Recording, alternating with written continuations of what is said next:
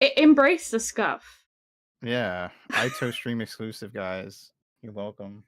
All right, hold on. I'm swapping over. I'm swapping over. Wait. Where did I put the? Okay, hello, Fugi, please, Fugi, return, Fugi. Yeah. Bam. Bam. Oh no. Fugi, Crazy. return of Fuki? Fug. It like didn't work for a solid second, and I almost was like, oh my god, no. I mean, it was pretty fucky before. Hey, Hello, howdy, hey, everybody. It's me. everybody. I'm Aito. I'm a fairy. I'm a moth. I like One Piece. I'm here. I'm queer. Get used to it. Are you, though, filled with existential I fear? am. Yeah, always.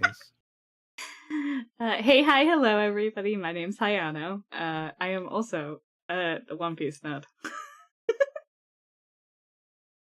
Frick yeah. All right. We're so I should ask professional. first and foremost, the most important thing. When did you start reading One Piece? Oh, good lord. Not. I was kind of late to the party. I So was I. think I started. God, reading in well, okay. So I have a deep and sordid history with One Piece because someone has been recommending Okay. it to me for a very, very long time. And I watched the first 100 episodes back in 2016, and I hated it. Okay. I hated One Piece. I hated One Piece. Okay.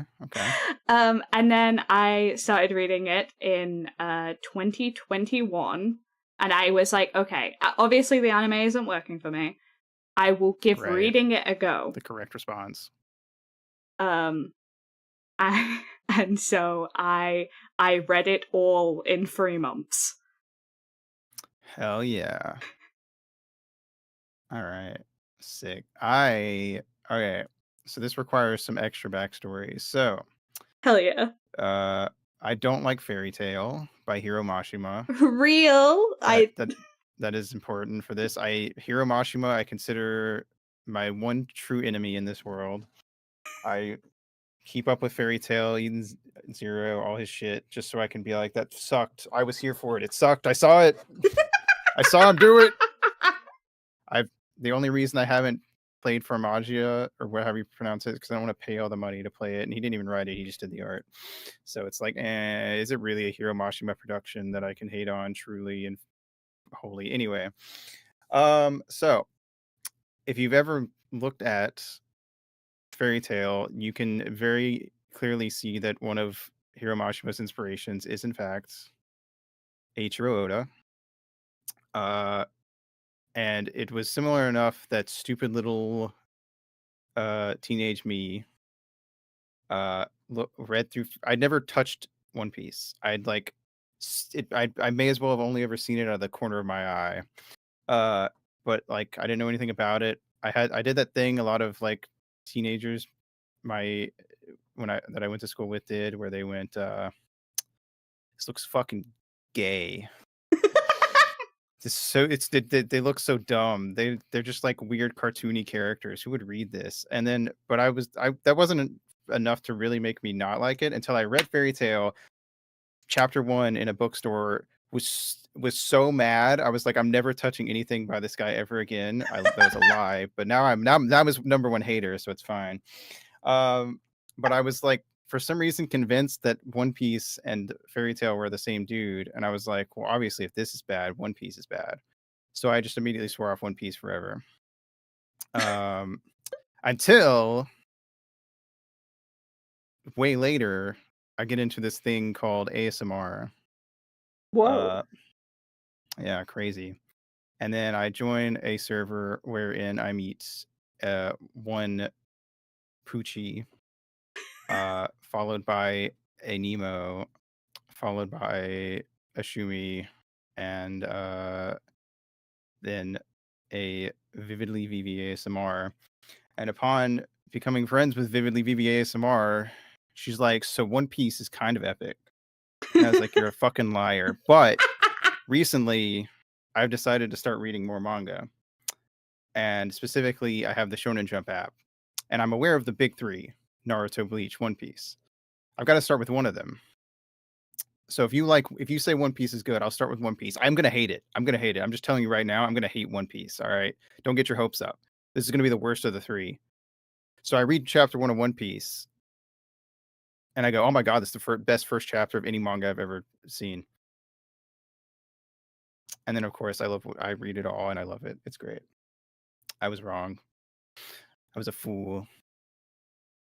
Naruto sucks, by the way. Agree. Yay! Bleach's first arc is its best arc, and each arc gets slightly worse. There you go. Demon Slayer is better than Bleach. I don't agree with that. I think Demon Slayer is very mid. I have not watched Demon Slayer, so I cannot have any opinions on that. However, well, this isn't the Demon Slayer spoiler cast. However, I will say, I didn't actually mind Bleach. From what I read of it, because I read it when it was the only thing, it was the only thing that was in my school library that was, like, not Western manga. Right, so, I reread the first 3, like, volumes of Bleach, like 70 times, because exclusively because it was the only thing. And I skipped a lot of PE lessons. I skipped a lot of PE lessons. But yep. Hayano is a weeb. I could have never guessed. What? How could that happen? A what? A who? A what? All right. But anyway. Oh my God, is that Vividly VV ASMR?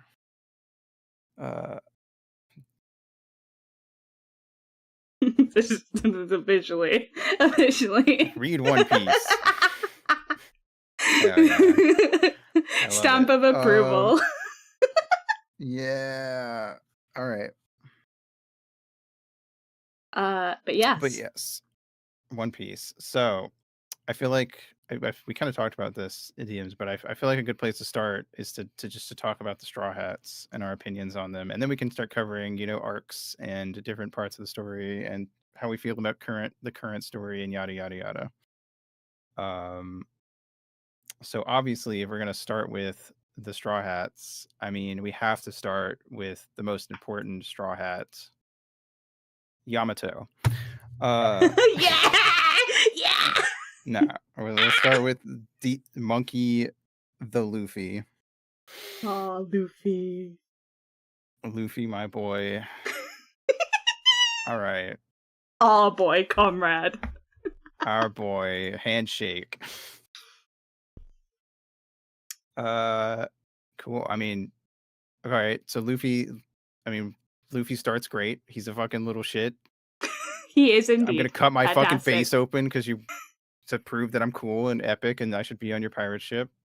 And everyone's like, wow, you're a silly little bitch.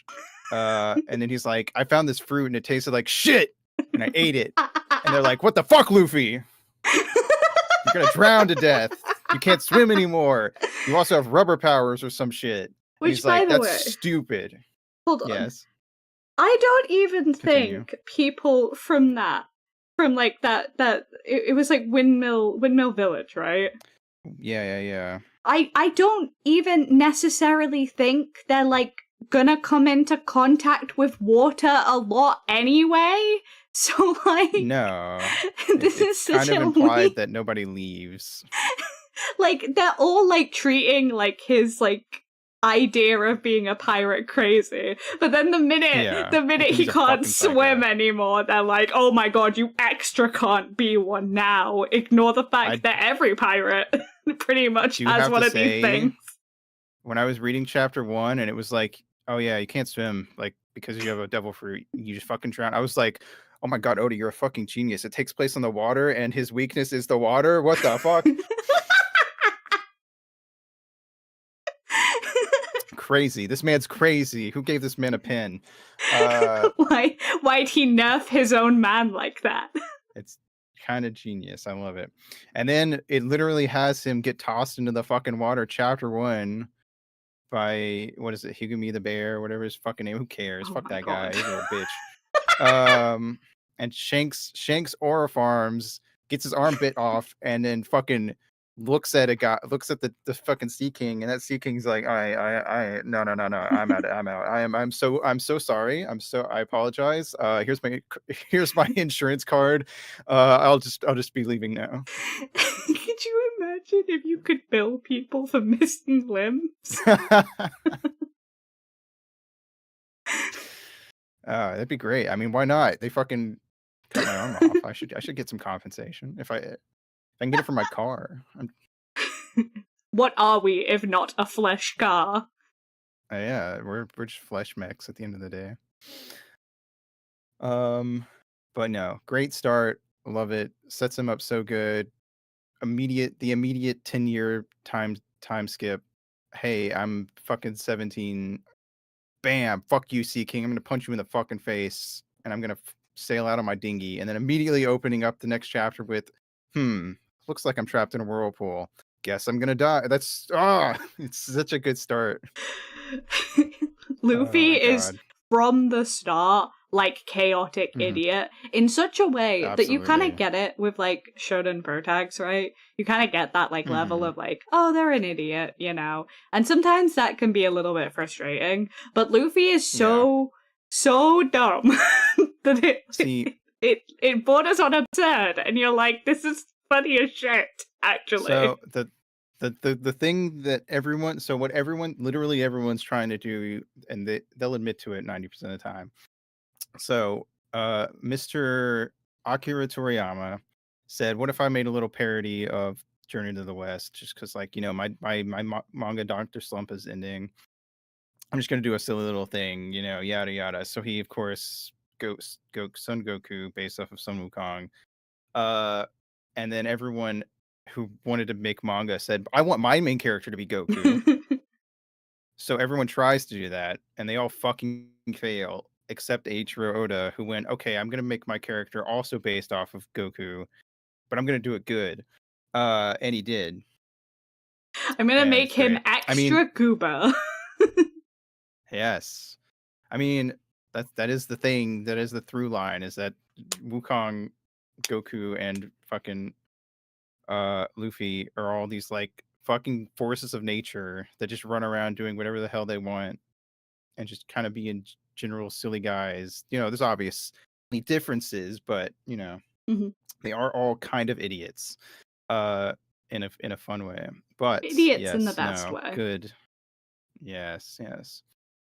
I remember seeing one thing, someone talking about Luffy, about how Luffy is selfish, but he is like also like he's extremely selfish, but in like the best way. Like Luffy, when he shows up, he's gonna free you. He doesn't give a shit if you want to be free. You're free. I beat up your oppressors. You're free to go. I don't give a fuck what you think. This is me. I'm doing this. Fuck you. I'm doing this for me related things, not for you related things. And it's great. Like he just happens to be the good guy and just happens to want nice things for people. But he doesn't care if you want those nice things. He's giving you those nice things. Yeah, Robin wants to get fucking kidnapped. Nah, fuck you. You're getting back on my ship. I think he is kind of one of those characters who has a lot of like natural intuition though, and like insight. Yes. Like he sucks socially, but he can absolutely read he reads more between the lines than the actual lines, which leads to some misunderstandings. But at the same time, it does actually mean that he ends up being like a pretty good character for genuinely helping people. Right. Absolutely. No, I love that boy. He's great. He's so stupid. Affectionately.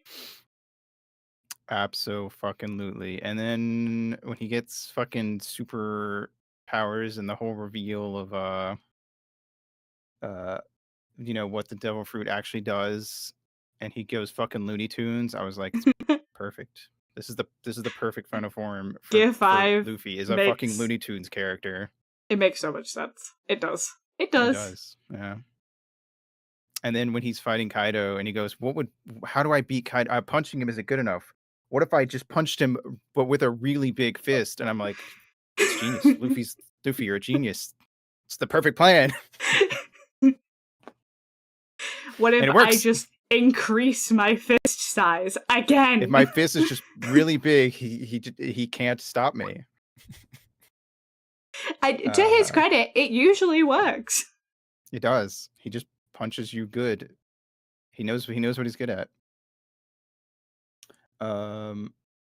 But yeah, I also just love especially early on when it is just rubber and that's it. That's all his ability Yes. is. There's no gears or anything.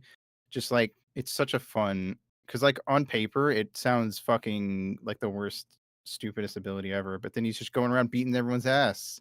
You're like, well, goddamn.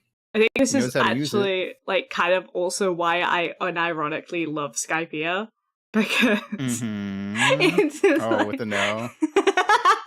It's like, you can't hurt me, I'm rubber, bitch. He's just fucking frying everyone, and he's like, hey, little kid with a straw hat, fuck you, and he slaps him, and it's like, that usually works. What the fuck?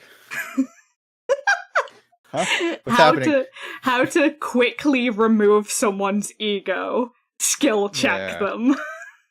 Absolutely. I'm a ground type, and you're a electric type. I win. Just tight head ass. It's so stupid. I love it. I fucking love it. Skypiea is great. I've heard a surprising amount of people that just like don't seem to like Skypiea, and they're fucking crazy. Oh, I'll talk about it later, but Skypiea is actually the reason I kept reading One Piece. Hell yes. All right. We haven't actually mentioned anything that's in the past like few months. I don't think so. No, I don't think we didn't even mention Egghead, let alone Elbaf. But anyway, all right. Number 2. Our three-sworded man, Roronoa Zoro. The things I would do for this man. The things you would do to this man. Yes. Unfortunately, he does belong to Sanji, so. That's true. That's true. This is canon. It is canon. We are now your official your official canonizers of One Piece content. Yep. Oda, I just sent Oda a Discord message and he said, "Yep, that's true." There's so much to say about Zoro. But I think the most important thing to say about Zoro is, why are his tits that big? Why did Oda do that? For the fans! Why did he do that? Why did he say that? Let me find, oh my god, let me find I should have found the S. I knew I was gonna bring this up. I didn't even, oh my god, fans are screaming. Fans of Hayano were screaming at home because I didn't even bring up that we know who Luffy's mother is. Oh. Yeah. I think I know where this is going.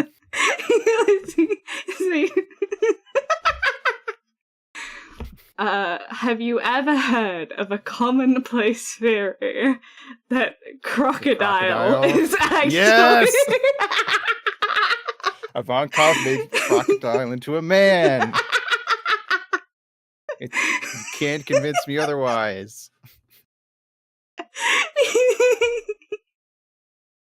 That is another one of my favorite things. So good. I mean, it hasn't been proven wrong. It makes perfect sense. Yeah. It makes perfect sense. Where's this Imagine being the goddamn child of a SBS? mermaid and a minotaur and you're just a guy.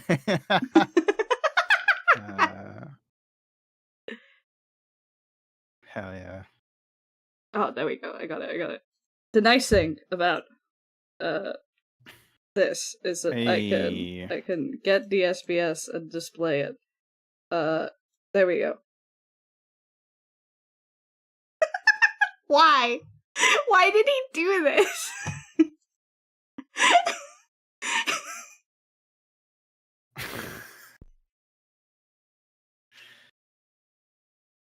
Yeah. So you know, if you're ever wondering about post time skip chest sizes. Yeah. Man stays fit. Man got them titties. Man has them titties. But I think that is kind of a testament, I will say, which is there's not a lot to say about Zoro in the kindest way I can. And that's a good thing, because I think the few things he does do are very meaningful.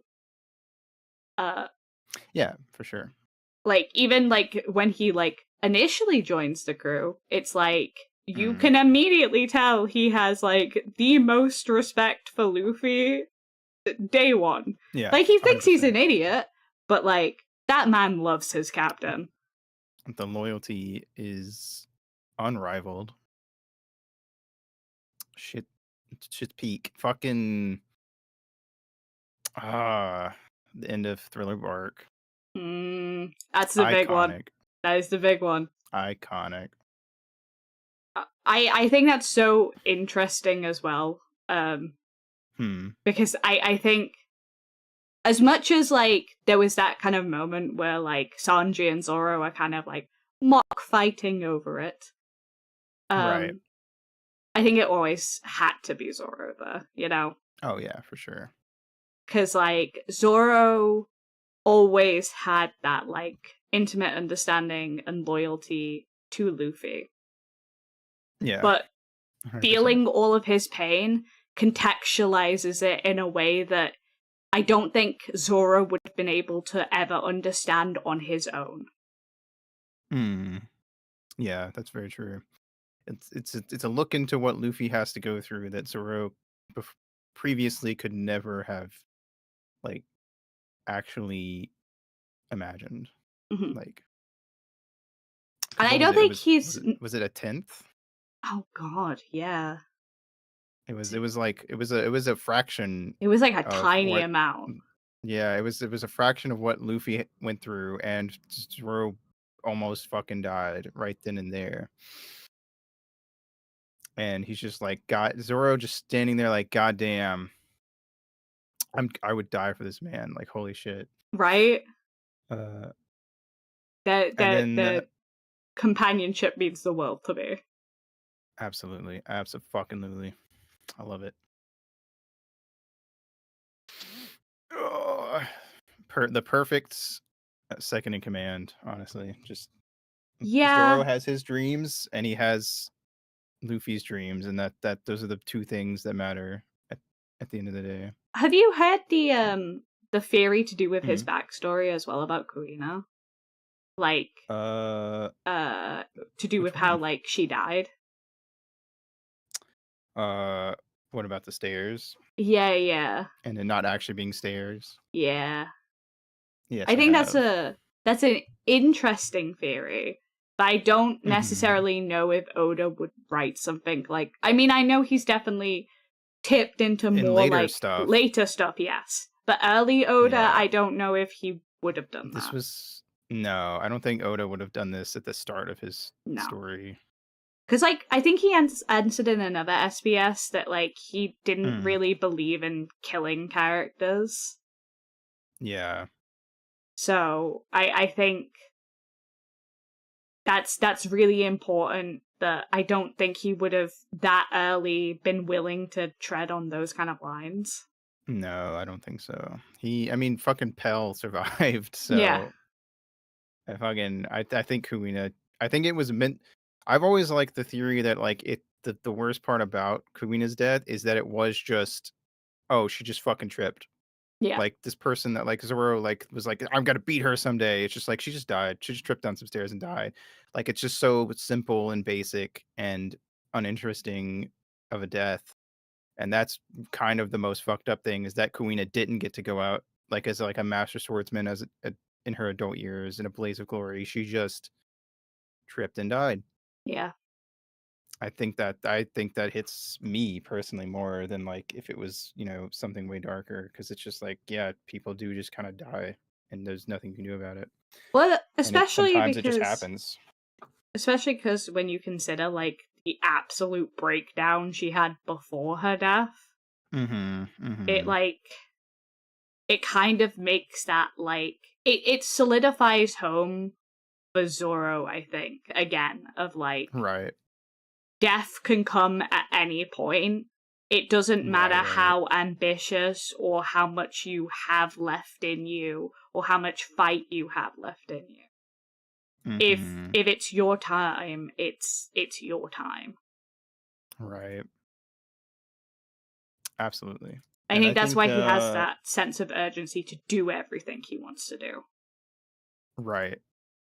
And why he doesn't, let his ideals like fall to the wayside. Like it's gotta be every day because like if you let that shit slip, you might regret it when you're fucking tripping down some stairs and dying.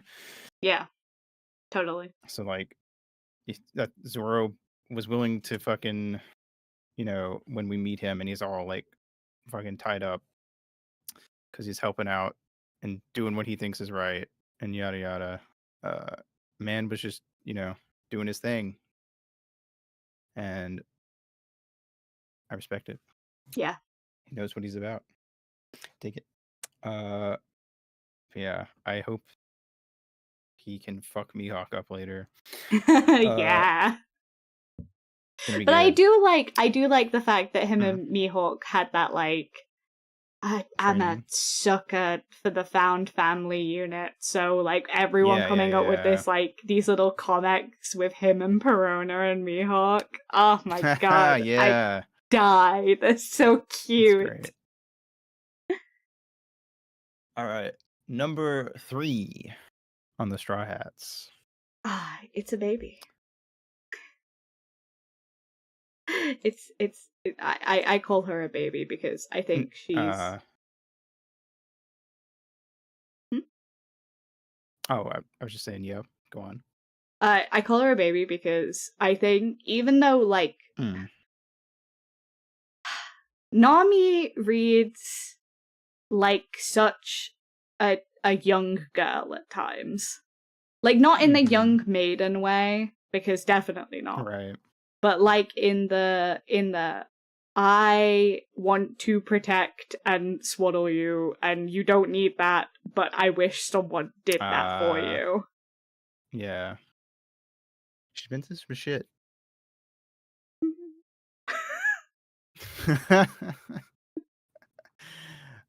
No, I remember getting to Nami and just the whole like, she's kind of sort of on the team, but only kind of. And then after the Baratier, when she fucking steals a ship and we get to Arlong Park and all that shit. Bro, when like everything was just fucked and she like dropped to her knees crying and Luffy like put his hat on her, I was like, this is it. Manga has peaked. Right. Oh my god, I fucking lost it. Dude, it's such a good scene. It's such a good scene. Like, everyone steps up for her at that point because it's like, oh, you have been carrying all of this. Your entire life you have been carrying all of this. And I think that's why I love her in the Straw Hats so much. She's like, when people say, oh, who could you take or leave in the Straw Hats? First 5, unnegotiable for me. I cannot imagine a world where any of them, because they're so important to each other. Yeah. They are like genuine family. And I think, yes, all of Straw Hats is. Don't get me wrong. Right. But like that unit. But it feels weaker when you get to like Jinbei.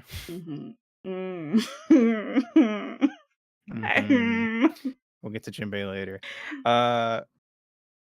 but man, uh, the biggest thing about Nami is that she kind of like gets a lot of like she's there, He is running though. around and a lot of like modern stuff, and Yeah.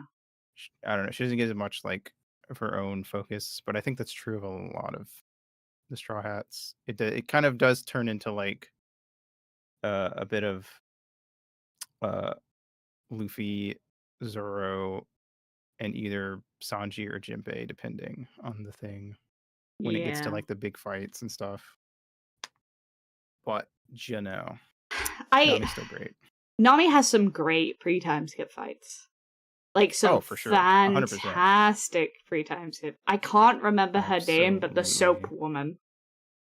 Yeah, I was just gonna bring her up. And Oh my god, what was her that name? whole bit. Khalifa? Yeah, I think that was it. Let me double check. But I think you're right.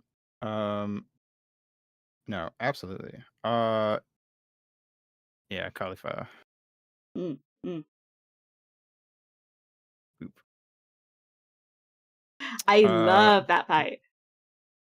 oh, absolutely. It was sick. It was fucking all. I was so hyped to have just watching Nami just like get to step in and just kick ass. Yeah, because it feels I'm a like fan. she's desperate for it. And I don't think we get to Yeah. see that side of her very often because, like, we get to see her Mhm. desperation in other ways to, like, live and stuff.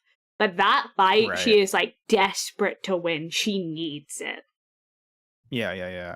100%. But yeah, Also, we I don't literally know. cannot mention Nami without talking about Nami and Vivi. Oh yeah. Girl best friends. Girl best friends in different fonts. I Oh kind of my wish we get god. to see her a little more. I know there was like a little bit where we were seeing her, but she's sort of like vanished again. I need But her back with Nami so desperately. I mean, I feel like when she got introduced, like that was I feel like from what I've heard, a lot of people when Alabasta was going, people were just genuinely like, "Oh, so she's just going to join the Straw Hats." Yeah. Yeah. Which, honestly, I see it. Yeah. I mean, I Definitely. understand why she didn't, but at the same time, I wouldn't have been that surprised. She I was kind of think the first like unofficial Straw Hat. yeah. I think it's more meaningful that she doesn't for her. I think so Not for too. the Straw Hats. It feels heartbreaking for Yeah. the Straw Hats. Because like Absolutely. Nami and Vivi are irreplaceable in my heart. Like that Mm. is the kind of friendship that you dream about having, you know? Right. 100%. It's a little bit gay as well. It borders into a little bit Well, gay. yeah. One Piece gets a little gay from time to time. Truly. It doesn't help that this last chapter was just like 14 pages of Sanji and Zoro making out. But I'm sure Oda meant something by it. I'm sure it's plot relevant. Don't worry about it. You know what? I wouldn't even mind it at this point. I need to see my children again. Yeah, no, it's been too long. I'm getting fucking come on. Speed it up a little. This was supposed to be like a tiny fucking conversation from Loki. Just be like, so this is what happened to your dad. What the fuck's happened? God Valley. Dragon. Loki doesn't know about any of this. Anyway. Or maybe he does. Woo. Maybe, I don't know, man. I'm just saying this was supposed to be like a 2-minute conversation. No, Nami is great, but it feels like she's definitely one of the Straw Hats that's fallen behind into like the background a lot post time skip. Which is sad because she had some really sick moments early on. So I like to hope that we'll get some more stuff from her. I will say in the last bits. Thriller Bark is like a bit of a roller coaster for her because in some minutes it's like yes Nami, and then it's like oh my god no Nami, what the fuck is happening? Are you okay, honey? Yeah, the fucking I don't remember his name, invisible guy. Ew. Yeah. I mean, yeah, it's ill on purpose, but ew. Mm-hmm. Oh, my baby. Yeah. But fingers crossed. And of course, I feel like we have to mention the Oda loves his wife so much that he just made every woman look like Nami. It's crazy. His wife was like Mhm. a Nami cosplayer for like a live show, right? Yeah. They met at Yeah. that. I love wife guys. I can't Yeah, even it's be pretty mad. funny. Isn't that the same reason why nothing can happen to Law? Because his wife is such a big Law fan that she said if anything happened to Law, he'd go and sleep on the Yeah, that's couch. right. That's right. I forgot about that. She gassed up Lost so hard he had to turn it up. Man. Toei's favorite Man loves his wife. honeypot. All right, and then fucking Pinocchio ass Usopp. Number 4. The Boy Who Cried Pirates. Man, I love Usopp. Usopp's great. I love his whole introduction. The Boy Who Cried Wolf thing is so overdone, but it's still so good in the way that Oda handles it. Yeah. Fucking Kuro, this whole thing. I guess it wasn't as done That's out true. at that time. It was the late 90s. But yeah, it does stand out. Usopp's one of those characters that I thought, I hate this guy. And then every time Usopp's on screen, I love this guy. This is my guy. Yeah. That's Vivi's favorite. Because it's just like, oh man, he's got one of the. Forgive me for saying this. I'll have to see if this changes depending on how Elbaf is handled. But in my opinion, he has one of the best arcs in the story. Oh, yeah. Like, I mean, we've already gotten some great stuff, like fucking Sniper King. Amazing. That's a different character, though. I don't know why we're bringing him up here, but I just thought about Sniper King from Sniper Island. Yeah. Sniper King from Sniper Island is actually it has my heart more than Zoro does. Actually, I think. God damn it! Just the fucking just him showing up it's me, Sniper King, unrelated man from Sniper Island. Don't worry about it. I love Luffy rolling with it though. That means so much to me. Dude, I love their just goes friendship. along with shit. Oh, their friendship means the fucking world to me, dude. Another one. The fight between Luffy and Usopp was fucking gut wrenching. And Usopp actually pulling off some crazy good hits during that too. It was, oh my god damn. I unironically think that's one of the some it wasn't super many at that point, but it was definitely one of the times that I teared up and I was like, oh come on, you should not be fighting. This is you guys, this means the same to both of you. It's just but they had different ways of expressing it. Yeah. And Usopp couldn't really see that. Oh, it was tragic. Fucking thing with Mary at the end was I remember messaging V. I was like, I can't believe I'm fucking sad about a boat. Don't. I bawled. I actually bawled. Oh my god. I legitimately bawled over Mary. Yeah. They gave him a little guy. How are you not? How am I not meant to personify him and be like, this is an actual person dying? No. God damn. Yeah, I know. But props to Oda for making that actually not just and then they got rid of Mary at the end and making it an actual no man, this shit matters to everybody. Mary was a part of the crew. I still miss Mary, unironically. Me too. Sunny is great, but nothing. It's not the It's same. not the same. It's not the same at all. Man. In fact, it feels like we lose track of the Sunny so much now. Oh, for sure.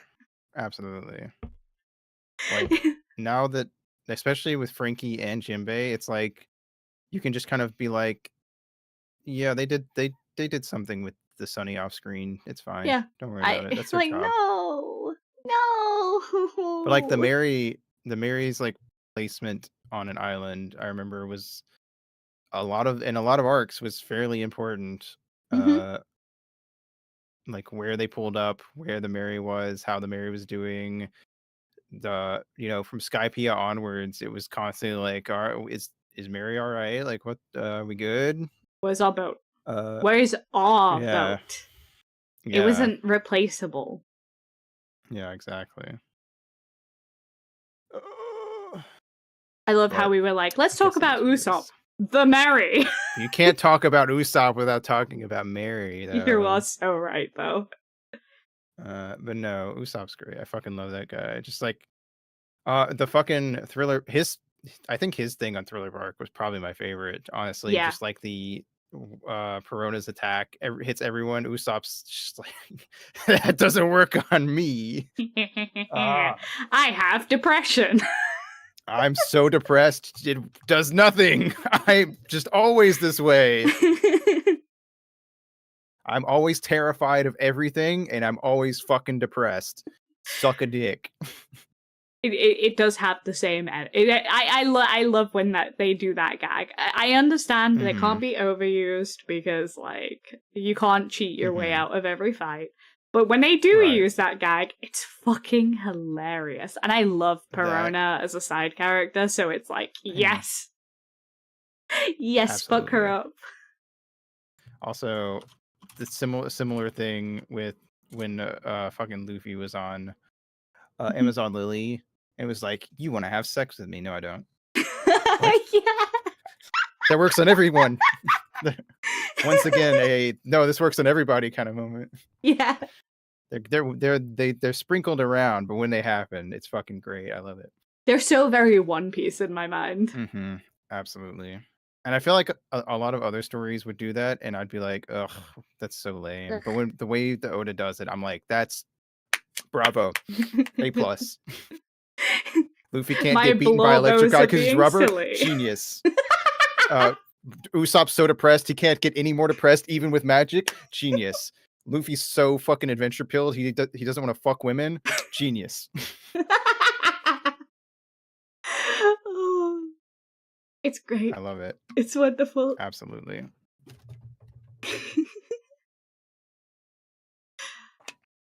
this shit like God Usopp in fucking dude. Can't even think of the name of the island up for some reason. Fuck yeah! God damn it! Doflamingo. Dressrosa. What is it called? What the fuck? That's it. There it is. I think it was because it started with a D, and I could only think of Doflamingo. Right, I was doing the same thing. And then I immediately got distracted because I was like, "Oh my god, that one Marvel Rivals Human Torch skin that looks like fucking Doflamingo." Wait, really? Oh wait, hold on. Let me, because I don't think it's out yet. But like they did the there's like a illustration of it. Hold on, let me find it. Let me find this for. Out in 3 hours. I can't wait that long. That's okay. I got it. Oh my god, it is. What the fuck? It's just Doflamingo. Like, it's not even questionable. He's gonna start fucking. He's gonna put a bird cage over the match or something. What the hell? I think there's more images too. Hi, Nidji. Bye, Nidji. Oh my god, that's amazing. What One Piece fan on the team did this? Who fucking did this, dude? Oh my god. Oh, it's great. I love it. It's so ridiculous. Absolutely. But man, I don't know. I do agree. I think depending on how Elbaf goes, Usopp could easily have like the best character arc throughout the whole Mhm. manga. Yeah. Faux show. It's Yeah, fantastic. Whole Misfit. moveset is that is true. It literally is. That's true. And Sanji wanted the invisible fruit. Oh my god, it's all coming together. Could you fucking Uh, imagine? Just a really big fucking One Piece fan on the Marvel Rivals yes. team. Yeah.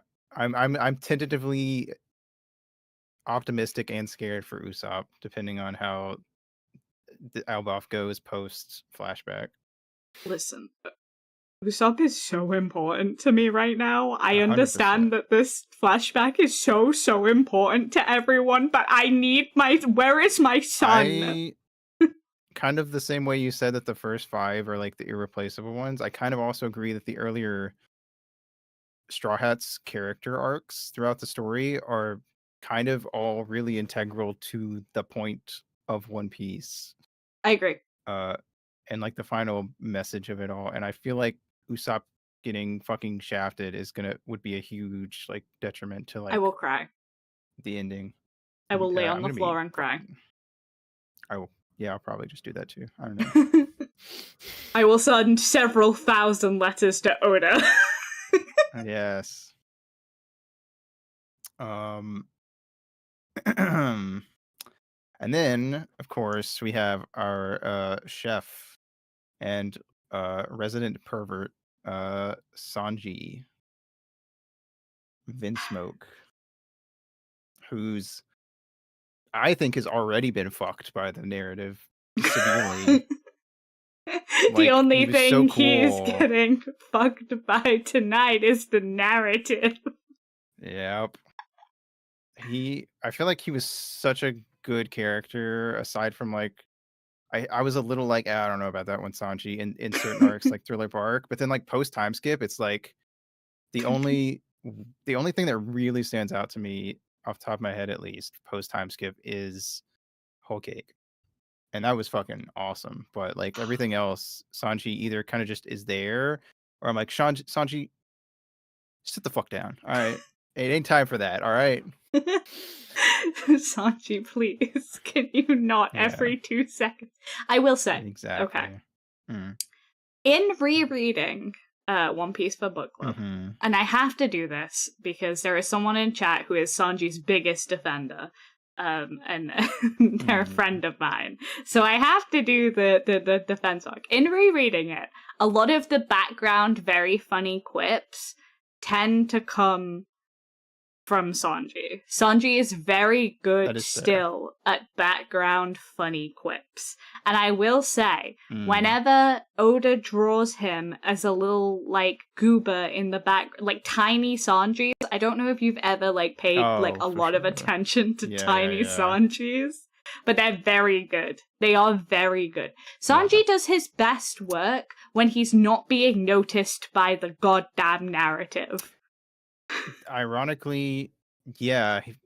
Weirdly enough, it's almost like he should have gotten the invisible fruit from the get-go in a way, because that is kind of true.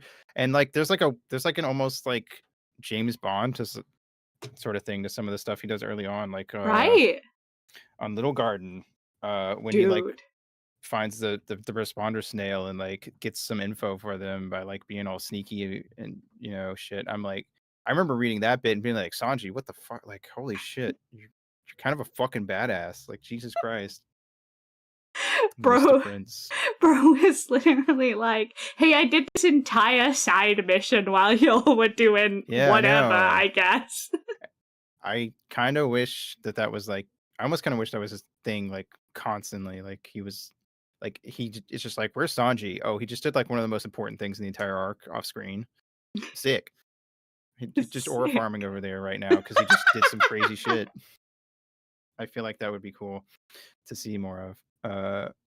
But I feel like he did, in some arcs, he does kind of just turn into, I'm just gonna fight a bunch. Yeah. And I feel like that's a less interesting Sanji route to take. Yeah. I will agree. Sanji did get more development in Wano than Zoro. That's true. That is true. Zoro got so fucked by Wano. He should have gotten so much more. That it really felt like the same way. That's why I'm worried about Elbaf, because like I really when we got to fucking Wano, I was like, so Zoro, right? Like big Zoro arc. No, shut up. Who Zoro? Who? Who the fuck is Zoro? Who the fuck is that? I don't know who knows. Oh my god, you didn't have to kill the man. That's my husband. I'm allowed to. That's kind of fair, Alpha, but also it feels like there was a lot it feels like there's a lot with Zoro that gets set up as like, this could be cool, but we won't do anything about it. I don't know. Yeah, I would like a little bit more for Zoro. I always say this. I would like a little bit. I'm not saying it's not intentional, but it's not. It's not satisfying. Yeah, it sucks. It sucks when you are #1 Zoro defender, and then every other week Sanji's getting like a really interesting scene, and you're like, yeah. I am #1 Sanji hater. Brackets. I'm very tsundere over him. I see. I mean, when Sanji gets a good bit, it's fucking peak. But there's also a lot of bits where I'm like, Sanji, not right now. Sanji, get back in the background. Be a little guy in the background. Sanji, please be a little guy in the background. This is what I mean by Sanji. Sanji does something that makes me love his character. And trust me, he doesn't have to do much at this point, because Whole Cake softened me up so deeply to him for sure. that I will usually follow that little goober over most logic lines. But then he does something, and he instantly fucking ruins it. He instantly fucking ruins it. Yeah, it's a real back and forth with that man. It's like he'll do something, and then I'm like, oh, yay. And then he'll have like he'll then spend oh god, fucking what's the god, I totally blanked on the underwater Fishman Island. Fishman Island, yes. He spends half of Fishman Island losing fucking blood. Because there's mermaids. Awooga woman. Awooga. Bazoingas. I'm dead. I died. I saw a woman. He literally almost dies. Yep. That is a real plot art or plot. That's a real plot point. Goddamn art. First time he's ever seen one. I do love. He's never seen a sexy lady before. I do love about Zoro though that you can basically boil Zoro's Wano arc down to gets bitches. Yeah. That's all that happened for him. He just got bitches. It's like that whole thing of like, as soon as you stop caring about getting women, do women love you kind of deal. That's Zoro in Wano. I'm here for sword shit. All right, well, here's a harem.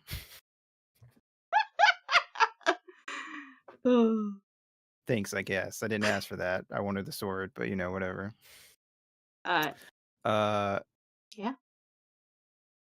Yeah. Sanji is a character that I love sometimes and sometimes I don't. Fucking Reverse Mountain.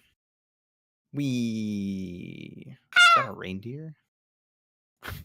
僕はドクタートニトニジャパー逃げると仲いいフルフルね Hell yeah. That video, there is an animation that someone did, and I cannot remember who was by the last thing. It's literally to that song, and it was my comfort video for. It was like the only thing keeping me going for like a while. I I love Hell yeah. Chopper. I love him. Chopper's cool. I am sad that he's also one of the ones where it's like he's sort of just kind of around doing doctor-esque things in a lot of the big confrontations, and I'm like, I guess that makes sense, but like, I don't know. Oh, We dude, just kind of cut to Chopper, and it's like, Chopper, what's up? Doctor things, cool. Cut away. And I'm just like, come on, man. It's literally like, hey man, what are you doing? There's a man dying over here. Okay, Chopper, great. All right, cool, man. We'll see you later. Have fun with that. But you know, it might be Chopper's fault because he does in fact have such a poor work ethic. Mm-hmm. I don't know. It was just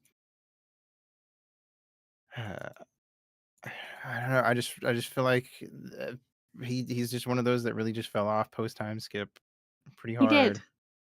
And It it's in sucks. such a upsetting way because it's like Mhm. Oda's like, I don't want a mascot character, and then post time skip he turns Chopper I into was a just gonna say mascot. that's all he really is a lot of the time. Like he literally in Wano got a smaller Chopper. Yeah. He's one of those people that retire on a cruise ship, basically. Man, like literally though, in like the raid on Onigashima, it was like, Chopper, what's up? I'm saving everyone. There's like an ice monster plague. All right, cool, man. Have fun with that. Bye. Hey, Chopper, what's up? Oh, plague. All right, sweet, man. Have fun. Bye. And I'm just constantly like, Chopper, bring him back. Put the camera Do back something. on him. He's doing stuff. You could make it so much cooler other than, hey, correspondent Chopper, what's going on? Shit's fucked. Oh, great. Now to Sanji with the big spider booby lady. Cool. That's what I wanted to see, was Sanji getting horny over Spider Lady, not Chopper doing important things. Not Chopper, you know, saving the lives of hundreds of people. Yeah, it's fucked. Chopper almost like dying. Yeah. He literally almost fucking died. And it's just like, Chopper, what's up? Dying. All right, man, hang in there. You'll be fine. Don't worry. We get cut to Luffy on the roof. Oh my god. Oh my god. Is that Big Mom? Holy shit. Look over there. Point the camera away from that guy. Point at Big Mom. He's not even allowed to fight for the thing he needs for the vaccine himself. I know. Everything important he does. Everything important he does is off screen. Like he's even getting off screen in the current chapters. Not in the like old school Sanji way of like, that's right, motherfuckers. I just played fucking James Bond on their asses. Like, it's just like, yeah, I saved like 150,000 people, but don't worry about it. All right, cool. All right, cool, Chopper. Now pose for the camera. All right, cool. Can you go into that really tiny Chopper mode so you can sell more plushies? Okay, cool. Thank you. Hey Jinbei, how's that water? Let's have an entire episode where we just watch Jinbei sail the ship and nothing's happening. But don't worry about Chopper. He doesn't. Just cute Chopper. 5 seconds. All right. We sold 100,000 plushies in this 5 seconds. Come back to Jinbei sailing the ship. Oh. All right. He had so much cool stuff, and it just fucking like he retired. He retired early. He did. The doctorate really helped him out, I guess. All right. Well, let's sail desert. Who the fuck is that on the ship? They stole my hat. That was such a cool fucking Robin's first like introduction. Just like what the fuck? How'd she do that? Huh? What's her power? How'd she do that? What the fuck? Just like immediately like, oh my god, this bitch is gonna fuck us up. She's so cool. I know. She's so cool. And using her to introduce the the importance of the poneglyphs, I thought was well done as well. She's like so integral. She's integral to like every bit of lore that ever happens from that point on. I know I said first 5, but Robin. Mm-hmm. Oh, Robin. I feel like even if you don't like Robin, you can't deny that she's literally required to like Yes. get to the One Piece. But I do love Robin aggressively. Oh, I do. Yeah. But I'm just saying in general. Now we can loop back. At the start of the stream, I said there was a very particular reason that I kept reading One Piece. It is Robin. But it's not the reason you think. Whenever I say that, people tend to think, obviously, Marinefoot. That is not the case. Right. It is. There is a set of pages in Skypiea where Robin goes around the ancient ruins and like the jungle on her own, and there is no dialogue. Right. It is just like these segmented panels of Robin traveling just on her own. And that is when I fell in love with One Piece, because I think that set of pages is so important to me, because it shows what kind of author Oda is. Yeah. Like, he's not only showing what Robin's like when she's in her element, when she's doing something she really, truly loves, but it also tells you so much world building about what Skypiea was like before it ended up in the sky. What the world was like before that. I consider Skypiea to be like peak adventure piece, when it was really about like really delving into like the islands and what the fuck's going on them and all that stuff. And just letting like characters just wander around and just like take it in. Yeah. And I think like Robin in those chapters, like even when you get to Marinefoot, after like those set of like pages never leave my mind. So even when she was like the classic like on Marinefoot, I want to die kind of energy.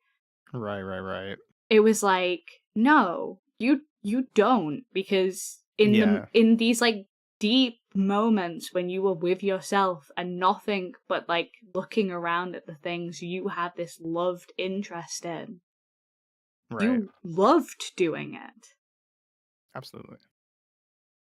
No, I agree. I feel like Marineford only works as well as it does because of how well Robin was done, after joining the crew up to that point.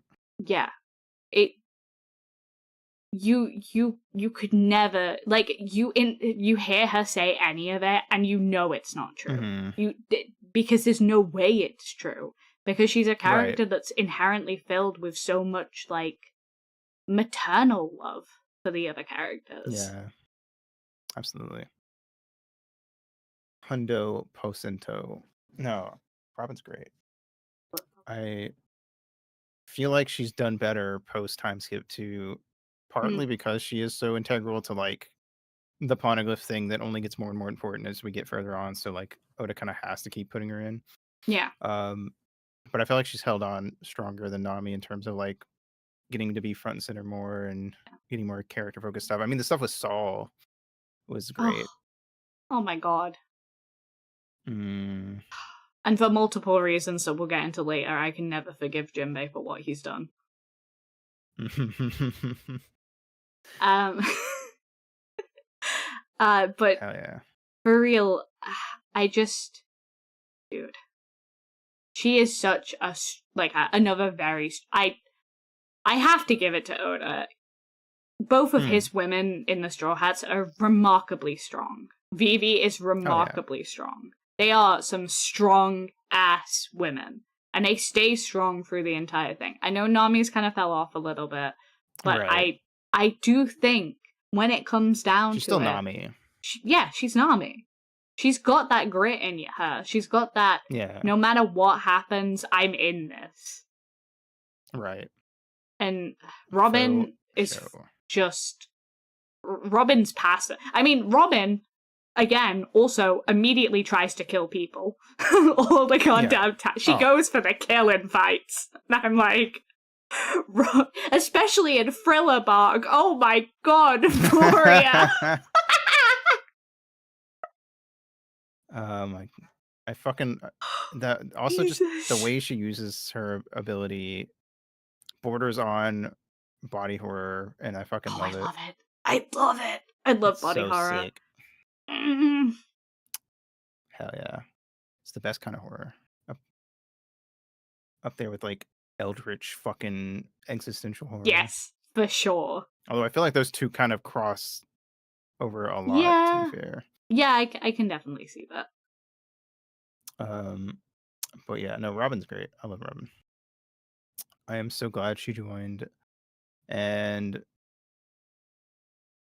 yeah, I'm glad that she is anchored so deep into the fucking lore that like Oda can't not She like cannot put be her sidelined. up You front can't and do it. center from time to time. Yeah. But yeah, no, Robin's sick. Vroom vroom. Wee. Water 7. What the fuck is that? Is that a Why are there 7 cyborg? waters? I thought there was like salt water and fresh water. What's the other 5? No, Frankie. Frankie, I have mixed feelings on overall, personally. But I think his introduction and Yeah. lead up to him joining the crew was done very well. Especially with him starting off also as an antagonistic character, but in a very different sort of way from Robin. Yeah. Uh, so, wacky little guy. I do. He looks so much better pre-time skip. He does. I think he's probably. I think he might be the most like fucked up, in my opinion, design wise, post time skip. Like, it's the biggest downgrade because Luffy's just like looks a little older, a little buffer. So there's not a lot of change for Luffy. It's fine, whatever. But you get to like Frankie, and it's like, go back, Yeah. go back. I mean, there's definitely some design pieces that I like about it. And I think, I mean, they're not all terrible or anything, but I think in general, he has a lot stronger of a silhouette in like terms of like being an animated character. Very true. It's so much stronger now. However, that doesn't mean I definitely mourn my little guy. My little legged man.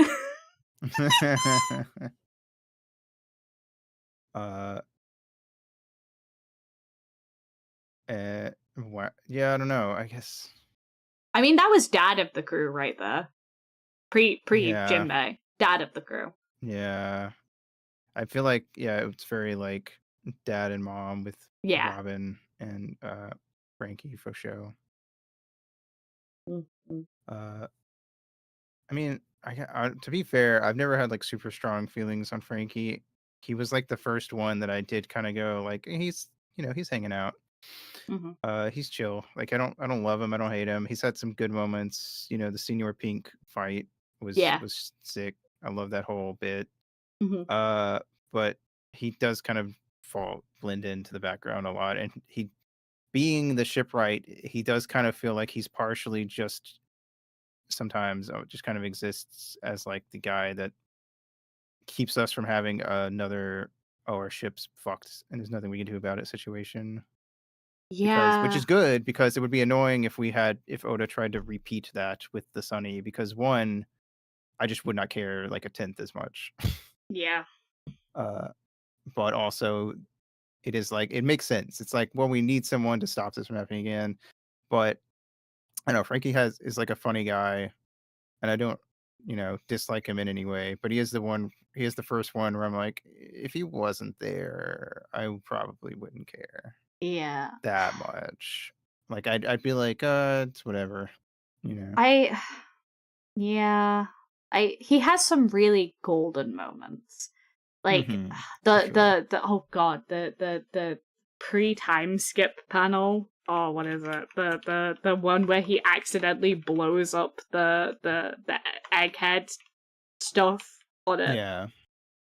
Where's that?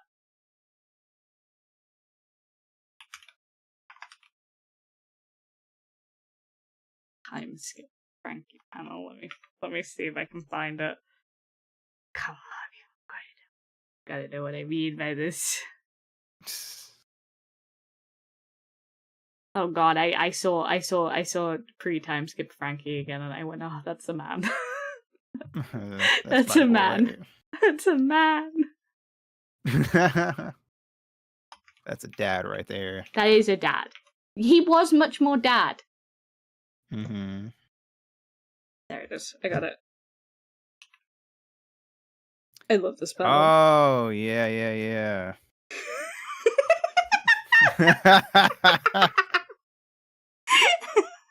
This is such a Look good at this man. That's a man. Oh my god. No, when he's just kind of I think all the Straw Hats have that when they get the limelight and Oda really wants to focus on them, then it's fucking peak. But he does kind of like, okay, Frankie's there.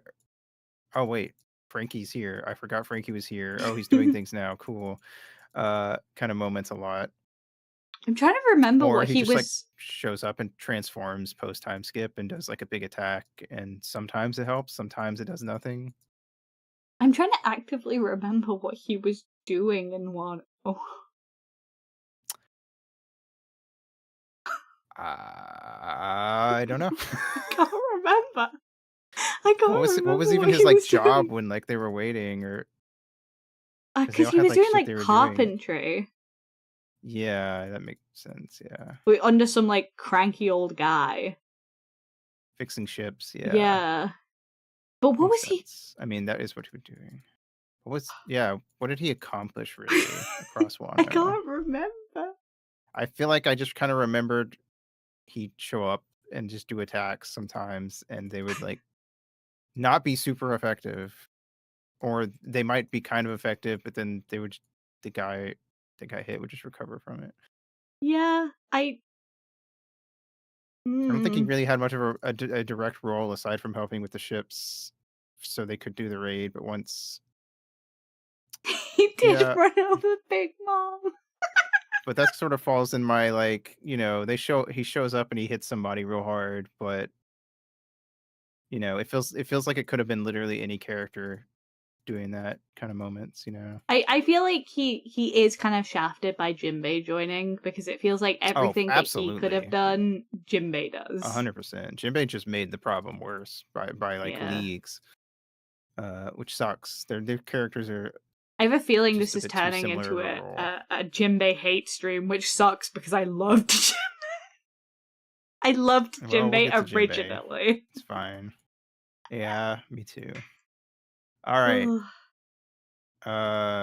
Everyone present your panties for the Dark Lord Satan, aka Brooke. Gladly. That's my old man. Yeah. That's a gilf. That's a gilf. The fucking reveal of his crew being the crew. Oh my god. We're gonna go back for Laboon. I was like, Oda, you bastard. Oda, I cannot believe it finally paid off. And he killed them all. Oh my fucking god. They're all dead, including Brooke, who just happened to have the fucking fruit that brought him back. It was great. I fucking love Brooke's introduction so much. It goes so hard. I cry about my stuff. Yes. Oh man. For those of you that don't read One Piece and are just sort of like, I'm just here for background noise, there's a whale that gets introduced in like chapter like 101, 102, whose whole thing is that he's waiting for a specific pirate crew to come back, and he refuses to leave until they come back. And they promised him they'd sail the Grand Line and circle around and come back for him. And everyone on that fucking pirate ship is dead. Brooke survived because of his devil fruit. So once it's all over and we manage to sail the whole Grand Line and circle all the way around, he's so big. Brooke's gonna go back to his boy. The boy is and it's so gonna be big. fucking amazing. He is a whale. And the Boone's whole thing when he got introduced was that he was like trying to bust through the mountain. That's why he's got so many scars on his head, because he wanted to go back, reverse sail like backwards through the Grand Line to meet up with them, because he's like Laboon's so convinced that they're gonna come back any day, and he wants to go find them. And it's so fucking sad. Oh my god. He's Which such is a great baby. because the introduction to Brooke is haha funny skeleton man, he wants to see your panties. And then cut the build up to this shit is just it's so Oda. It's so One Piece. It's so that this is a character that is like absolutely Oda. Oda through and through. Oh, 100%. This is I love Brooke. Absolutely. Brooke is one of those characters that I'm like, I wish he got more screen time, because whenever he does get screen time, oh, he's so good. He's so fucking cool. His whole whole cake arc. Oh my god, metal. Sick. One of the reasons I'm so annoyed that this flashback turned into like a huge thing is because I'm like, bro, we had some Brooke shit cooking, and you just cut away from it. I'm like, bring my actual husband. Yes. Bro, I gotta know what the fuck's going on with that. Like, you can't just leave me like this, Oda. I gotta see it. Also, this man has so much drip. He has so much drip. For sure. He's the Soul King. He is the Soul King. Man. Look at this man's drip. It's like uncoordinated in the best way. Are you kidding me? It just works. It just works. It just works. Fucking love Brooke. Brooke's great. Brooke is definitely the last straw hat that I went, okay, I feel like, you know what? Yeah. Get him in there. Get this guy on the crew. You cannot leave him behind. You cannot. No. Brooke's fucking so good and so useful. Like he does get shafted in a lot of like his fights. He sort of gets thrown into like the miscellaneous group fights or stuff like that a lot. But even then, like he if you like really like break it down, Brooke is always extremely relevant to whatever fight he's in. He is such a good like support fighter. Absolutely. And this is why I mourn. I mourn every single time we do not get a crew fight. Like, I love the crew fights when they're working together. When it is the little guys working together, it is so important to me. I'm like, these are the fights I like. I'm not a shonen person for the fights. And some of these fights I could take or leave. It can get really, really boring to watch a one-on-one fight that's just, well, I'm going to power up. Well, I'm going to power up. Well, I'm going to power up. It's just like, okay. When the Straw Hats work together and they're like, we don't have Luffy, we don't have Zoro, we don't have Sanji, we need to figure this out between us. Yes, exactly. Those are my favorite fights. Like Brooke and Nami, for instance, like getting together and being like, well, it's just the two of us. Guess we got to figure it out. And I feel like there's so much character development that goes there as well, like between they and that's why they feel like a family unit, because in those moments they're always like, you've got my back no matter what. I know this. Yeah, absolutely. And they like throw in little bits sometimes where you think someone's like, fuck this, I'm out for just a second, and so Oda's sort of like testing you, because if you fall for it, then you're a fucking fool, because they're gonna come right back around and save the day.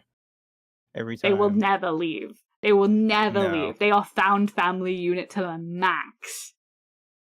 100%. This is our grumpy grandfather, and we will come back for him no matter what. Do not fuck around. Yeah. 100%.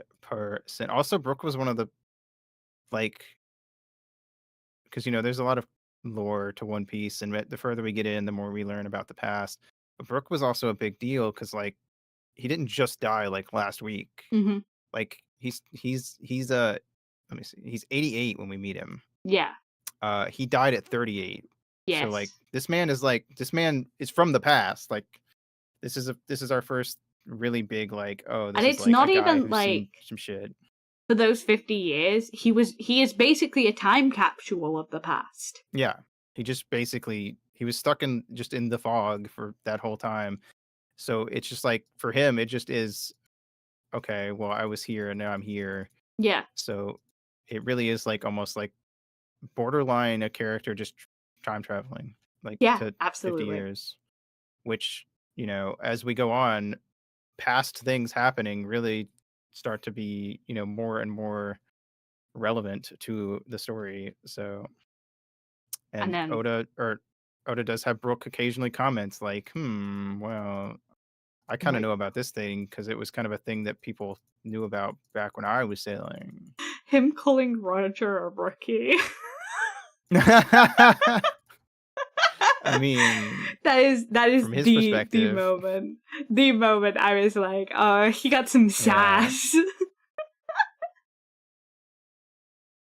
hell yes. Because No, but Brooke's great. I I love Brooke. don't I based on what we've Mhm. seen now of like Yeah, what was going on then. Roger was right. a non-notable rookie, so like Brooke saying that was definitely a little bit of a 100%. sass. Yeah, he's a very sassy skeleton. Skull joke. No, I love Brooke. I'm very happy he's here. And now we have Mr. Big and Blue,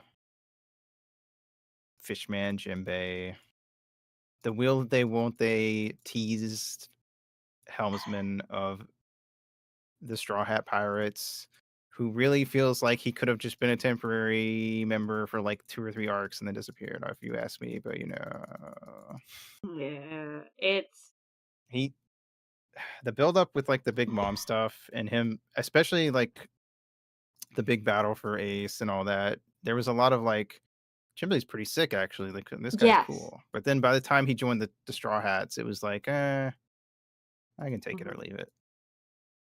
I think Like, it was yeah. just like because we'd seen all of his journeys throughout the cover Right. pages, right? But I think for a lot of people, and I mean this in the most kindest way possible, but a lot of people ain't Hmm. fucking paying attention to those cover pages. Oh, I mean, you're absolutely correct. I I thought it was fucking. It blew my mind when the fucking for the early cover pages with the whole Albedo, you know, reveal, quote Mhm. unquote reveal, but you don't Yeah. really. I don't. As far as I remember, it doesn't actually say it's her. Mhm. It's just like Buggy and this other lady, and you're like, who the fuck? Dot And dot then you dot. like they show up, and it's like, whoa, holy shit! Like that's crazy. Like this whole Mhm. these little cover pages were like setting up for like the sort of kind of almost showdown at Logtown. Um, and it's sick. And then you get, of course, later you get lots of stuff like fucking NL on the moon And Ella's on the and shit fucking like moon. that. There's moon people. They're real. He was right. Uh, so it's a shame that I feel like you're right that a lot of people do sort of just skip past the cover pages and don't Yeah. care. Well, especially when they're like, because I think it got to the point with the Jimbo ones where even I was like, oh, we're still on Jimbo. Hmm. And it was kind of like that with the recent ones. This Yeah. current thing that's going on with Yamato, a lot of them were sort of like cool, I guess. Like some of them Okay. were kind of crazy, like that the one with the fucking the grave, Yeah. and it's just like, what do you mean, Mhm. Moria? What the fuck does that mean, Oda? Where did he? uh, How did he end up there? Hmm? how did any of this happen? I would like to know, please and thanks. Oda Fair quarter leaves the story moment. most. Sorry, go on. Oh, Melkorda doesn't know. Let me see if I can pull it up. Hold on. It's really specific because unless you read Japanese, I don't Yeah, think it's a you would have Japanese pun. like read it. I didn't catch it the first time either. One Piece. All right, let's see. Chapter 159. I can't remember. It's one of the really recent ones. Let's see. It's not 159. 158. Yay. Kozuki Moria.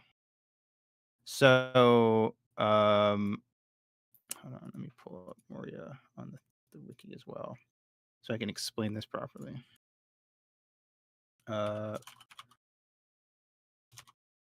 Gecko Moria. So, the basically the kanji for Gecko Moria's name,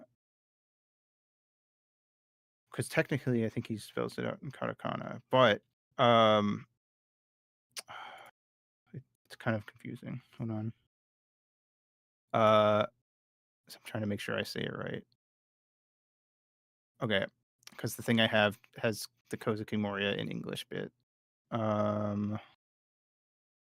But so Moria is his like given name.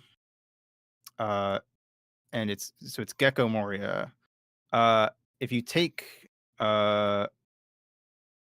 Kozuki, or what was it? Was that what it is? Shit. I'm trying to remember it. Fuck, hold on, let me Yeah, pull it up. has to be because it's a Kozuki clan. Yeah, Kozuki's fucking kanji. Hold on. It Let will me pull get up Odin. Kozuki Odin. the crop on screen as There well. you go. There you go. Okay. So those top two kanji is Kozuki, right? But if you flip them and read them the opposite way, you would read it Gekko. So he switched his name backwards basically because of how kanji can work. So he then pronounced it Gekko, kept going by Moria. So this is presumably Gecko Moria's grave on Wano, but there's no body inside as far as I remember either. And I mean, you know, Gecko Moria is a guy. We all know Gecko Moria. Yes. So Gecko Moria is a Kozuki, apparently, in some Apparently. fashion. Was he adopted? Was he fucking I don't know. He doesn't look like he doesn't look like he's from Wano, but who knows? So apparently that's just a thing now. That's just a thing we got revealed. That was what the whole, as far as I'm concerned, that's what the whole Yamato thing is building up to. Yeah. Uh Kind of makes sense. yeah, when Moria was fighting Kaido, that means that Moria came back and wasn't just fighting Kaido, but he was defending the place he was born, which adds a lot of context to that whole bit. Yeah, it definitely So does. it's kind of crazy. Which also adds a lot of context to why he got absolutely batshit insane level depressed. Oh, for sure. Absolutely. Crazy move from Oda to throw this in a fucking cover story, but that's why you got to pay attention to the cover stories. Yeah. So there you go. That's a big thing that happened. You got to read the cover stories. I like how we started talking about Jinbei and we're like, shut up, Jinbei. We're going to talk about Moria. I mean, it's because of cover stories being how they are Yeah, I that if know. you open the can of worms that is cover stories, you'll never end. And this is what I'm saying, Absolutely. why Jinbei's stuff, like being as long as it was, and not really amounting to a lot. Yeah. I think then He's had some cool moments here and there, but overall, he's, to me, easily the most disposable of the Straw Hat team. I Like, do we hate it. really need him around to steer the ship that Frankie built and could steer? Like, I don't know.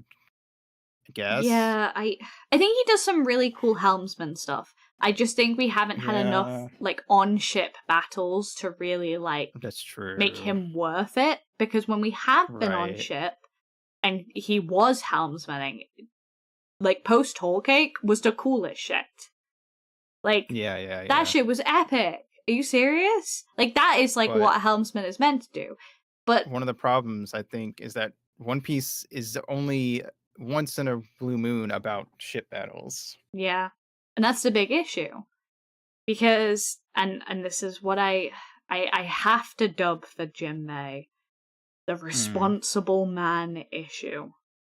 Jinbei is naturally very responsible. He has a high belief about how a captain and ship structure should be. He's that fucking meme of the no fun allowed. Like, he's very much going to try to rein in the Straw Hats.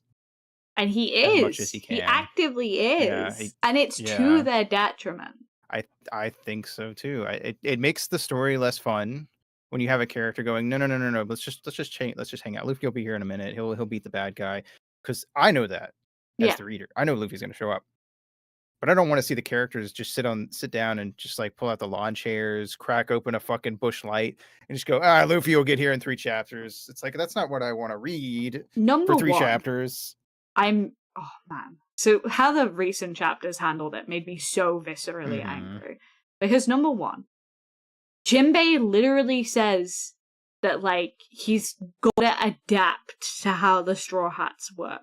Like, he goes into it knowing that they're not gonna be like a regular ship. That's why he joins. He respects that Luffy is not a regular captain. So the fact that he's constantly pulling we have to wait for Luffy doesn't make sense to his character. It legitimately doesn't. It feels like that he's just being used as a way to, like, pause, like, the story in that way, so that some bigger stuff can happen later. But the issue is that when Oda does that, he fucks over all of the characters. Because are you seriously 100%. telling me that no one got up to help Robin? That they all listened to Jinbei? Brooke got up off camera. That doesn't...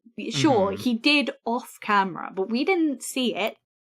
So, in my opinion, it's, like, as useful to us as what Chopper's doing off camera. Right.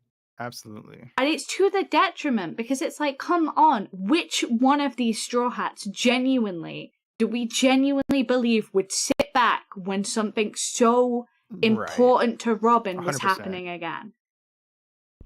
Like, those books getting burnt should have been a huge fucking deal. Yeah, absolutely. I was kind of weirded out by that whole thing and how it was handled, honestly. Right.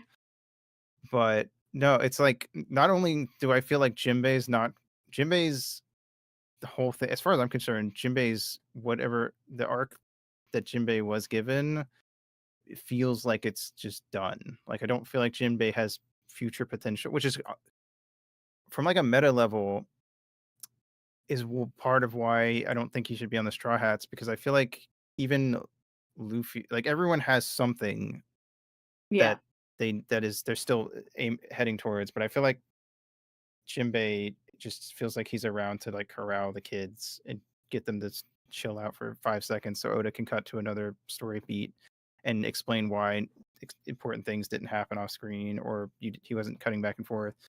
But it's also taking away from, like, other character arcs by, like, he's like a anchor on the whole team that, like, pulls them down when they could be having these big moments. Like, this could have been a huge thing where, like, the team went all fucking Super Sentai and, like, we're a team and Luffy's not here, but we're all gonna fight together, you know. But Jinbei's like, no, I chill out. Genuinely thought was gonna happen. I thought, and this is okay, we're going into deep spoiler territory. Deep spoiler territory. When Scopper Gaban got fucked up and Chopper went after him, I thought that was gonna be the last straw. Of, like, Chopper was gonna go look after Scopper Gaban. Chopper was gonna look after him on his own. Find out from Scopper what he was specifically doing in order to kick these guys' ass, and then Chopper would try and make it back while Jinbei and the others were holding off to the best of their abilities. That's where I thought it was gonna go. I thought Jinbei was kind of gonna finally be like, we can't keep holding back, actually, because it's too we're far. Losing. Yeah. We're losing too much here. Yeah. Especially after how distressed Robin was. Right. And that's the thing, is that because the Straw Hats feel like a family, and also Jinbei is there, is kind of my vibe. He's like the uncle who moved in like last month because he's between jobs. So like, and we never really saw him outside of like holidays. So you know him, but like it just doesn't feel like he's like really in on like the family dynamic, you know? Yeah. And I feel like that could have been the moment to fold him in, to be like, you know what? I mean, I feel like they've had plenty of chances that just passed by that he could have. But like, I feel like this was the big one, right? Of him like, I'm going to protect Robin. The moment that he could have really like gone in on the whole, I'm not, this isn't a normal pirate crew. Like, we're not going to do things the normal way. Like, we're going to fucking throw that to the wind. And yeah. And I feel like that's what Jinbei needs at this point. He needs to come to that point and actually mean it. Because last time, it would also give him an actual character arc going forward. Yeah, it would be like, okay, maybe I'm stuck in my traditional roots, and that's not good for me. And that's holding us back. Yeah. And I think that ultimately is probably where Oda's going with his character. But God, he's intolerable right now, because he's just absolutely... so long. I think there's one level of it's taking so long because obviously we're reading weekly now. Like, we're both caught up, and chapters have been a little bit sporadic recently. So I think there is that level of adding to it. I know it's definitely with me wanting to see the kids again in general. Yeah. Hurry up with the flashback, Oda. I'm sure this will read really well on a reread when I can binge it, but come on. But at the same time, Jinbei has been here since, like, end of Whole Cake. Yeah. It's like, really, we should have been having this conversation in Wano. Yeah, definitely. Especially because he felt more for everyone doing stuff in Wano. If anything, it feels like he's regressed. And I don't know if that's to set up this character arc, or if that's just because Jinbei knows something that no one else does, and it's just a classic, maybe he didn't feel comfortable enough sharing it. I don't know. Maybe. I don't know. This is gonna have to be a hindsight sort of thing, maybe. Yeah. I am upset because I did love Jinbei as a character initially, and I was originally pretty goddamn hyped to have him, because I was like, even though, like, I'm sure him and Frankie will end up working in tandem, it does not feel like that has happened. Not yet. So it's sort of just waiting for it to come around. And it feels like he's too far in the direction of where he started for how much time we've spent with him. I don't know. Bam. Well, that's the Straw Hats, which means we can now get deeper into the story and stuff. But first, we're gonna take a break because I need to go to the bathroom. It's break time. All right. PRB. PRB gamers.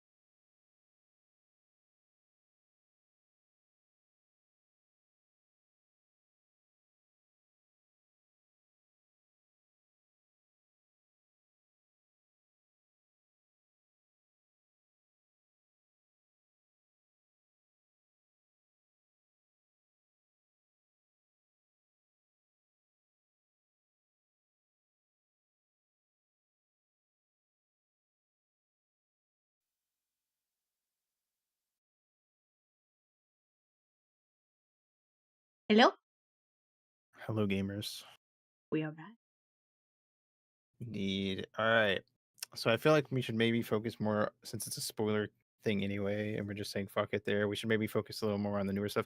But I do want to go through, at the very least, in rapid fire, earlier arcs, and at the very least, just be like, that was a good arc. I like this part, if nothing else. Mm-hmm. Because I feel like then we can build up to, all right, here's what's happening, and here's how we feel about it. All right. Fucking opening Romance Dawn arc. Luffy sets out. Great. Love it. Fucking peak shit. My bring back what's the treasure chest guy's name? I forget. Oh shit. I want him to be the most important character in all of One Piece lore at the end. That's Emu. I figured it out. That's you're Emu. welcome. You're welcome, everybody. Gaimon. Gaimon. I got him for chat. There he is. There's our man. Gaimon is Emu's father, and it's gonna be super crazy. I'm calling it now. What a Extremely man. plot relevant. What a guy. I love this dude. What a fun little side adventure to have happen. Just like setting up Kobe early on. Oh my god. Was so good. Just like technically Kobe was the first crew member. Technically, yes.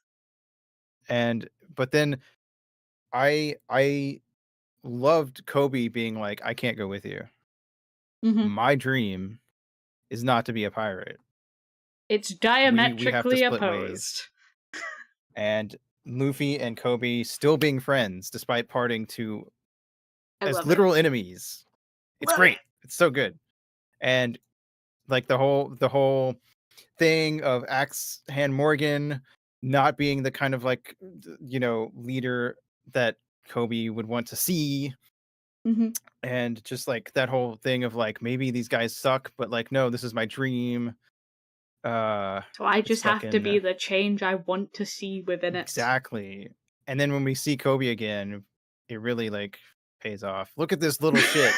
This man was just swabbing the deck. He was swabbing the poop deck. Look at him in his eyes.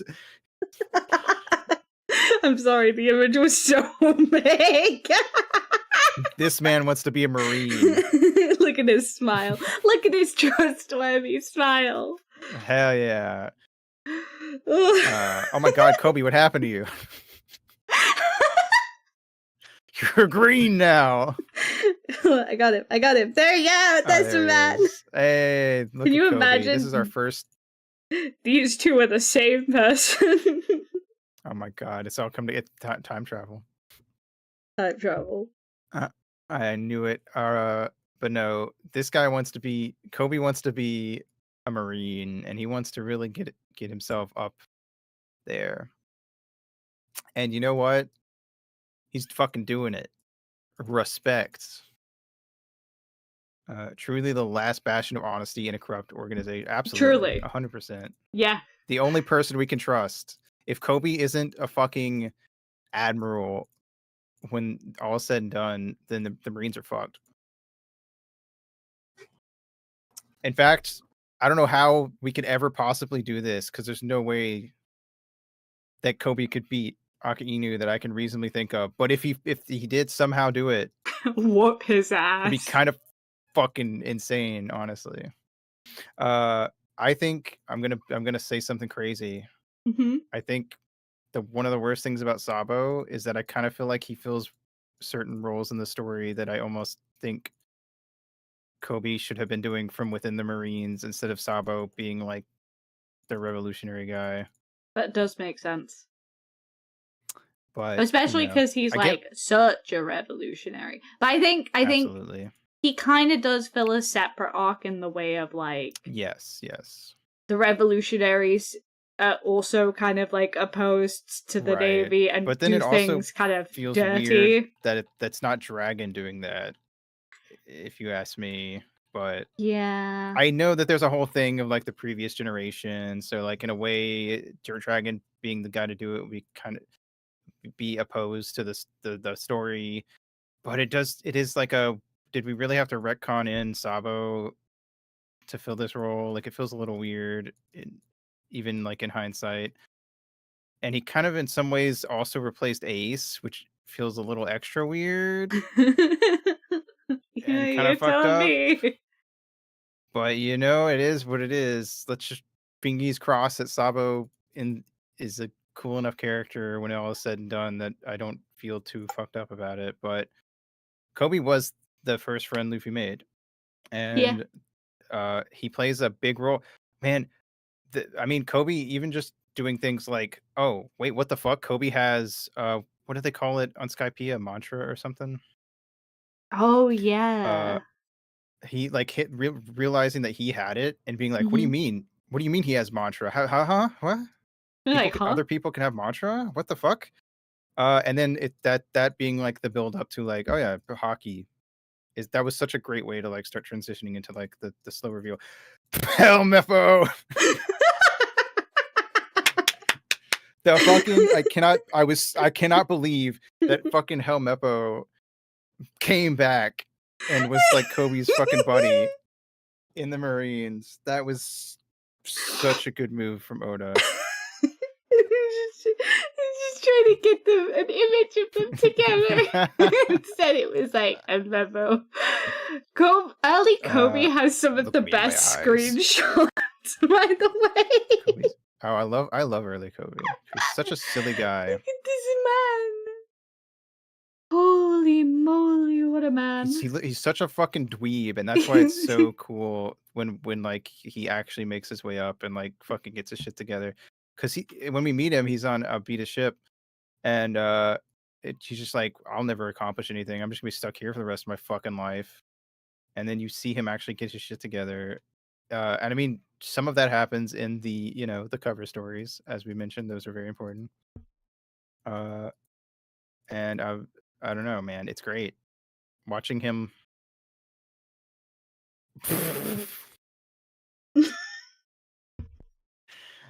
I will say also, speaking of Helmeppo, the reveal in Syrup Village that fucking the reason Axan Morgan had his position was because of Kuro. Mm-hmm. That was insane. That was a fucking crazy pull from Oda. Also, that was like, why did they make him an old man? I mean, real. Why did they do that? Why did they do that? He looks so wrinkly. Kobe, it's me, Helmeppo, your friend who's like basically the same age as you.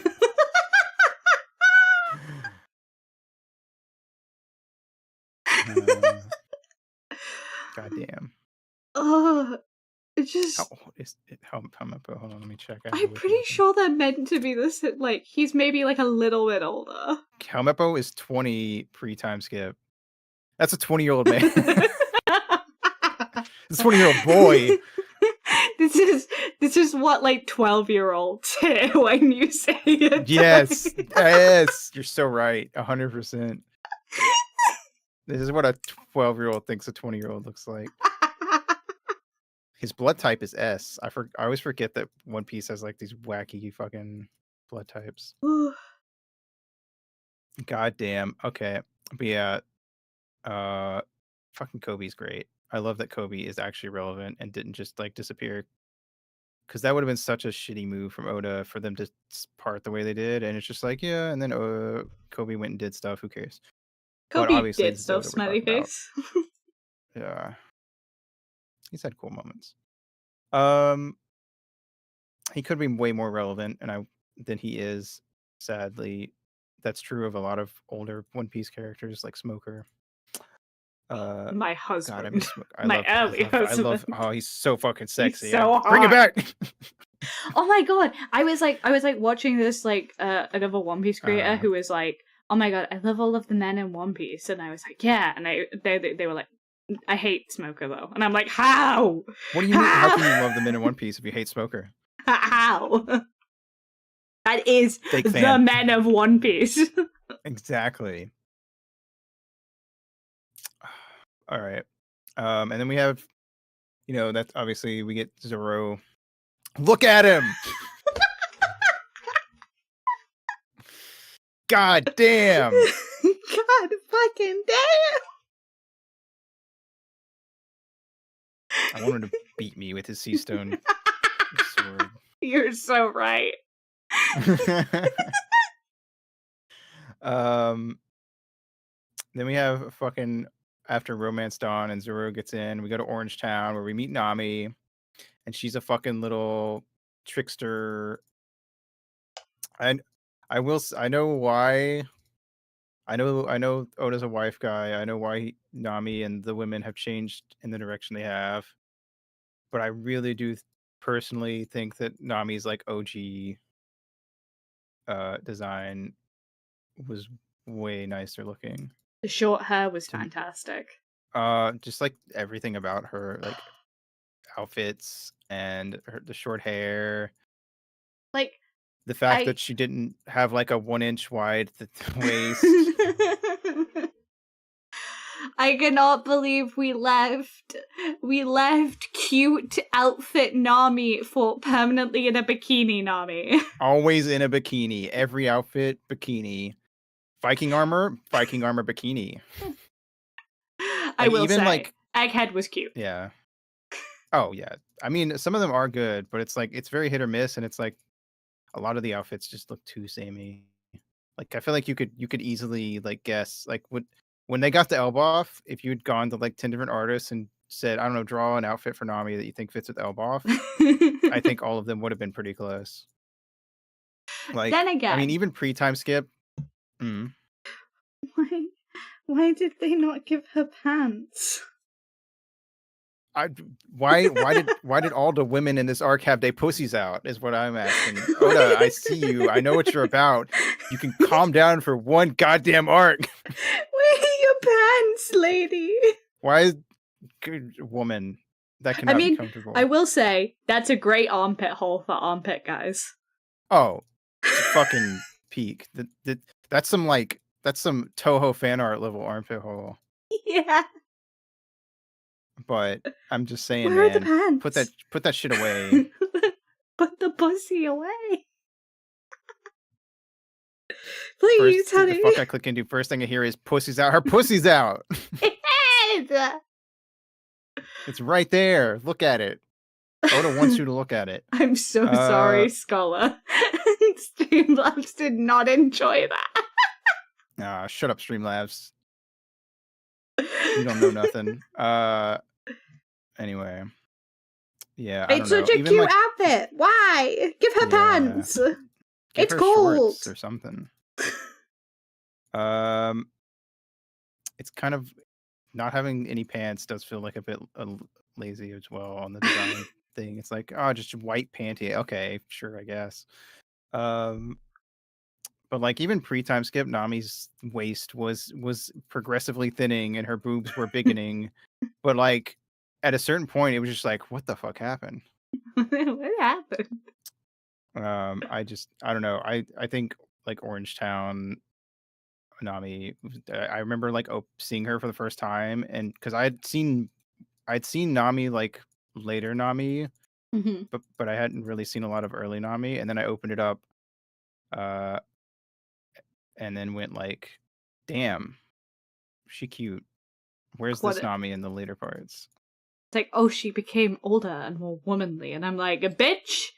Nami is like a gremlin-y tomboy. Give me it back. 20 also. Yeah. She's not a woman. Barely. She's barely a woman. Yeah. Where's my Gooba Nami? A weight adjustment. It just went somewhere else. Goodbye. But yeah, the whole introduction of Buggy. Buggy's great. Buggy's such a good fucking antagonist. I love Buggy. That was the fight against Buggy was so peak.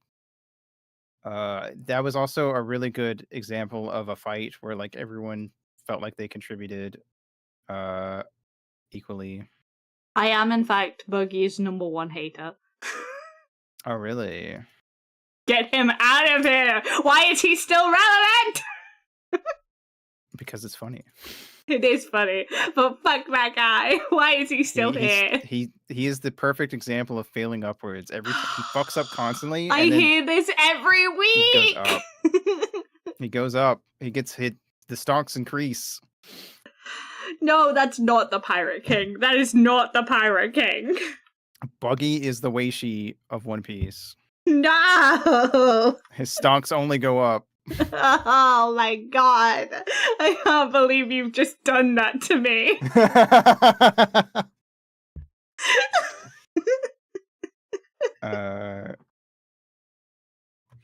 But I think he's a funny guy.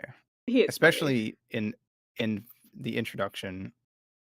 And then him getting beaten by just you can fly around, but you still feel pain. Kicks you in the balls.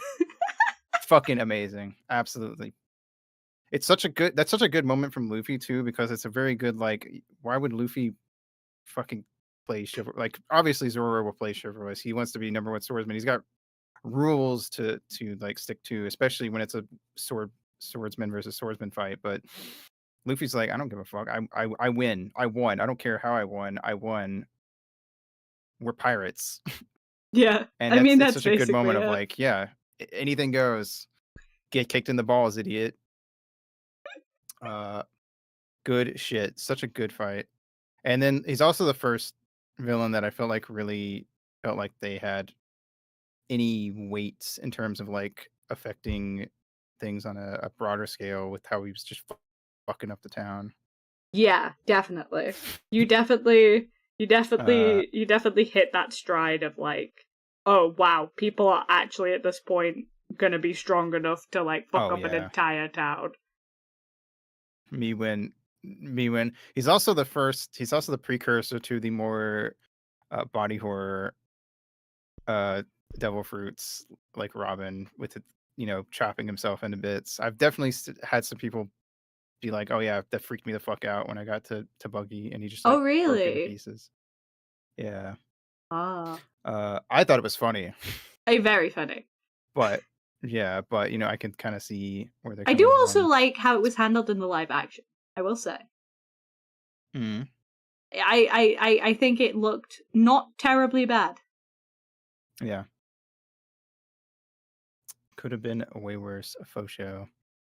I don't know. I think he's got a very silly. He's kind of like Luffy. Like it's a fruit that, like, okay, you can break into pieces, and they're both. It's like Luffy's immune to bludgeoning, Buggy's immune to getting slashed, and they're very similar in that way. You have to get a little more creative with it. Hell yeah. I don't know. I think he's just like, it's also a good introduction of Nami and like setting her up to kind of sort of kind of betray the group after Baratier of like, well, she already betrayed one crew, so I get should we really be that surprised that she stole the ship?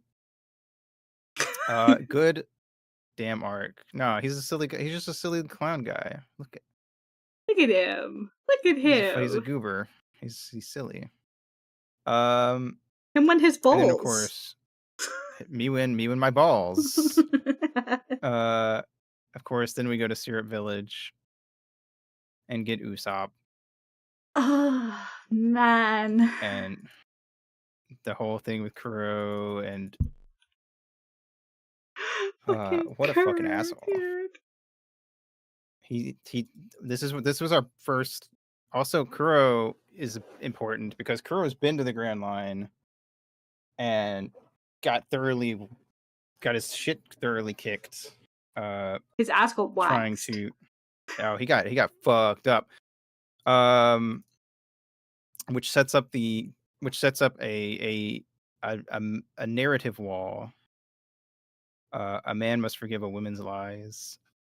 Fair enough, I guess. I mean, I just like Nami, so I was gonna forgive her anyway. I mean, especially once we get to Arlong Park and we get her thing, like, you can't be mad at her. Come on. But Kuro comes in. This is technically our first introduction to Haki in a post, hindsight sort of way. he seems like a total badass. He went to the Grand Line and got his ass fucked up. So he sets up this really cool narrative thing of like, you have to beat this guy to even have a chance at the Grand Line. Stupid cat paws. I did like the thing of like, that's why Kuro fixes his glasses the way he does, though. That was pretty cool. sick. That was badass. I know this part. Goddamn. Stupid cat paws. Meow. Head ass. Why? Game Boy. It was like, why did he have to come up with cat paw? Like that. He could have just had his, I don't know, fingers turn into knives. No, cat paws. Cat paws. Alone in the world with a little cat paw. But no, Kuro's stupid, and he got his ass beat hard. But it sets up a very cool, like, nice. Maybe Luffy has what it takes to go to the Grand Line after all kind of moment. Yeah, it definitely does. Also, we get the Going Merry, the best ship. The best ship. The best ship. Yep. On ever.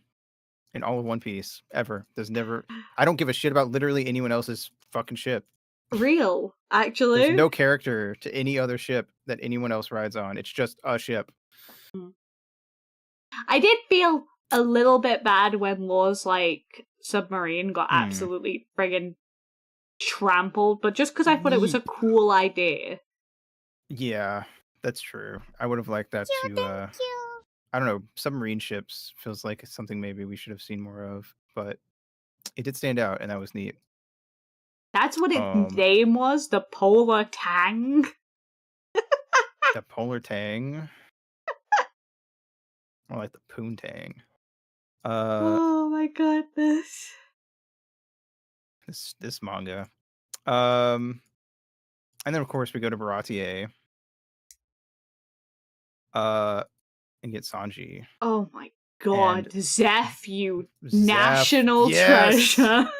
Yes. Zeph is so cool. And then Don Krieg's dumbass. Truly, actually. I personally stand by that. I think Zeph could have fucking just cleaned up shop right then and there if he wanted to. Absolutely. He was just, but I remember hearing someone talk about it and basically being like, it was important for Luffy to prove himself to convince Sanji to leave because Sanji did not want to leave. And that's why Zeph was like, I ain't doing shit until I absolutely have to. But truly, the man that Zeph is. Now that's a man. The flashback of like, oh dude, Sanji being out of food and being like, that motherfucker. I bet he had that huge ass bag and he went over and it was just fucking empty. And Zeph ate his own goddamn leg. What a fucking badass. That is truly instant the coolest respect. Shit. Immediately. I was immediately like, I would die for this man. I mean, okay. Listen, I have a proven track record thing for old men. Right? You don't have to convince me too hard. But it helps if you do, though. It helps a lot. And they did. And it's one thing that I think is easy to do with these kinds of things of like a character and their mentor figure is just to say that the character sees them as a mentor figure and not really elaborate or convince me. But like you come out of that flashback like, no, I get it. I get why Sanji wants to like spend his life here and indebted to fucking Zeph. Like that's not just a mentor figure. That's a dad. Yeah, that's a father. Much more than the father that they fucking retconned in later. Oh, Zeph is his only actual father, and they're both blonde, so it's fine. We can just pretend his. It's real. You can't convince me otherwise. Yeah. But also we get fucking Mihawk showing up, and that's a whole ass thing for Zoro. Indeed. And the fucking tiny knife. Shit. Zoro getting his shit little rocked. baby knife. Oh my god. But then one of Zoro's first like big moments of like, all right, well, you beat me, so fucking I'm not gonna turn my back, so fucking cut me down. What is it? Something about wounds on the back, or like a Oh, swordsman's yeah. A something. scar on the back is a swordsman's shame. Yeah. Because it meant you ran away from a fight. Exactly. And that was like a big like, oh, Zoro's like fucking serious about this. Oh yeah. Like, so a huge moment. Awesome. Mihawk was crazy. Mihawk is like that, like, oh, we thought we had like a vague idea of like how strong people in this world were, and then Mihawk showed up and it was like, oh shit, like, Hey, no, we were wrong. Very wrong. we have so far to go in terms of like the crew getting to that level. I think Mihawk is like a very good like potential and then mentor character for Zoro, because he's immediately like, I respect this. I respect you for doing this. Right. Mihawk, much like Zoro, is very like swordsman pilled. They vibe on a deep level when they first have their fight, and it's great. They do hate each other, but in the way that you would most expect most mentors to immediately be like, man, I don't know if I want to take you on, kid. And of course, Nami steals the boat. And we got to go to Arlong Park, where we learn that Nami's life actually really fucking sucked. Yep. And oh boy. Le baby. Arlong's a fucking bitch. Arlong. Yep. Arlong indeed. Lots of cool moments. Usopp gets his chance to show off that you can be a coward and still, win. Yep. Then we have what, I can't remember his name off the top of my head. The octopus guy. Oh yeah. Oh god. Friggin'. He's important later. He is. He has like a takoyaki shop, right? Hachan. Hachan. Yes. Yeah. Love this man. Yeah. He's a funky little guy. He is, and he's I like that we get more context about Fishman racism later on as well. Yes. Because like this really contextualizes a lot.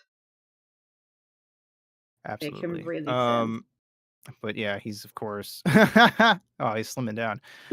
He's on a diet. This is obviously the guy that's mainly up against Zoro, because the arms, many arms. Many swords. Yep. So that's fun. And of course, Arlong like represents like he's so artifacted. Like everything about being a pirate that's opposed to what Luffy wants out of being a pirate. Yep. And that's a whole thing.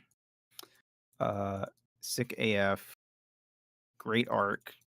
I think when I got to this, it was really, this for me was the like, I'm reading this entire manga. And that's it. This is sick as fuck. Specifically, I mentioned before the Nami crying, Luffy walking past, putting the hat on her, and after all the like moments of like, don't touch my fucking hat, him just like putting the hat on her head, just fucking, I was like, oh my god. That's the point in which it's like, oh, Nami is family. Yeah, absolutely. Just the fucking walk in. All right, or long, it's fucking over. Kind of moment was just crazy. Then the scene where it's like all of their backs. Yes. God. Oda's really good for some reason at making scenes where we see their backs, and it's sick as fuck. A compositional genius, Yes. Oh, actually. so good. And of course, after doing all that, and Luffy getting his bounty and all that, Loketown or Logtown, however you want to say it, and Luffy almost gets fucking killed. Buggy's back for revenge, and with Alvita, we meet Smoker, we meet Tashigi, Dragon's there, and we get, what the fuck is he doing? Yada yada. Me when I And watch we my fucking son die. Yeah, I know. Come on, man. Dragon's such a weird character where he consistently feels like he should be doing more than he usually is. He's We are just getting some literally dragon stuff standing there. now, I guess. Why is he aura farming at his son's execution? That's what I want to know. Legitimately was horrifying. But the introduction of the fucking smokers thing about he's immune to just being punched, the Logias. Mm-hmm. I become stuff about smoke. the Goodbye. swords. It was sick. It was great. I loved it. I love Smoker. Bring Smoker back. It's just Shiggy basically versus that Zoro. arc. Basically Yes. that arc. That with Luffy somewhere, and that's the arc. Just Luffy's about to get his head chopped off. Cool. It's a short one, but hey. It is a short one. However, but it's good. It sets up a lot of important stuff too. It's necessary also. Yeah. Also, this scene. This is what it's all been building up to.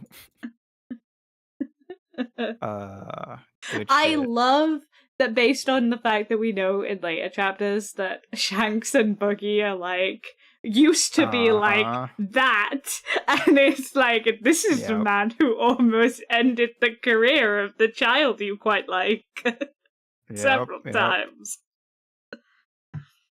Love this face. This is a great Luffy face. This is peak Luffy face. And then we get the fuck out of there and go to Reverse Mountain. Woohoo! And that is just really short, obviously. And we meet Laboon and get log poses and all that stuff. And start setting up, what are they called? Fucking the organization. Brokeworks. That's it. Yo, Rogueworks. Obligatory Luffy versus Zoro chapter. That isn't actually Luffy versus Zoro. Yeah, I was just gonna say that it felt like the editor came in and said, "Hey, we need to have a Luffy versus Zoro." So Whiskey Peak is mostly that's like the most important thing I feel like on Whiskey Peak in a way, aside from Vivi obviously sort of kind of joining, but we don't really know a lot about Vivi yet. So and then of course Nami gets, or no, that's after Little Garden. We go to Little Garden and we meet fucking Little Garden. Little Garden is one of the best in my opinion pre-time skip arcs. Very good. But yeah. Yes. So we go to Little Garden. We meet Broggy and Dory. Hey, it's Vivi. They're cool. They've got their whole fight going on. Mr. 3 shows up. It uses his fucking wax powers. He's a silly guy. What was it Miss Wednesday? Yeah, I believe so, with the paint powers. Yeah. Yep. Which is not a devil fruit. Not a devil fruit. Just a weird ability. Zoro standing there like, I guess I'll die. I need to pick out a pose. Yeah, I'm gonna pose so I look cool when I'm dead. Also, sorry, this also starts a very big trend of Zoro is so desperate to cut one of his limbs off. Yeah. What the fuck's up with that, Zoro? he's like, here, he's like, oh, it's fine, I'll just lose both of my legs, I guess. Yeah. It's like, what? Who cares?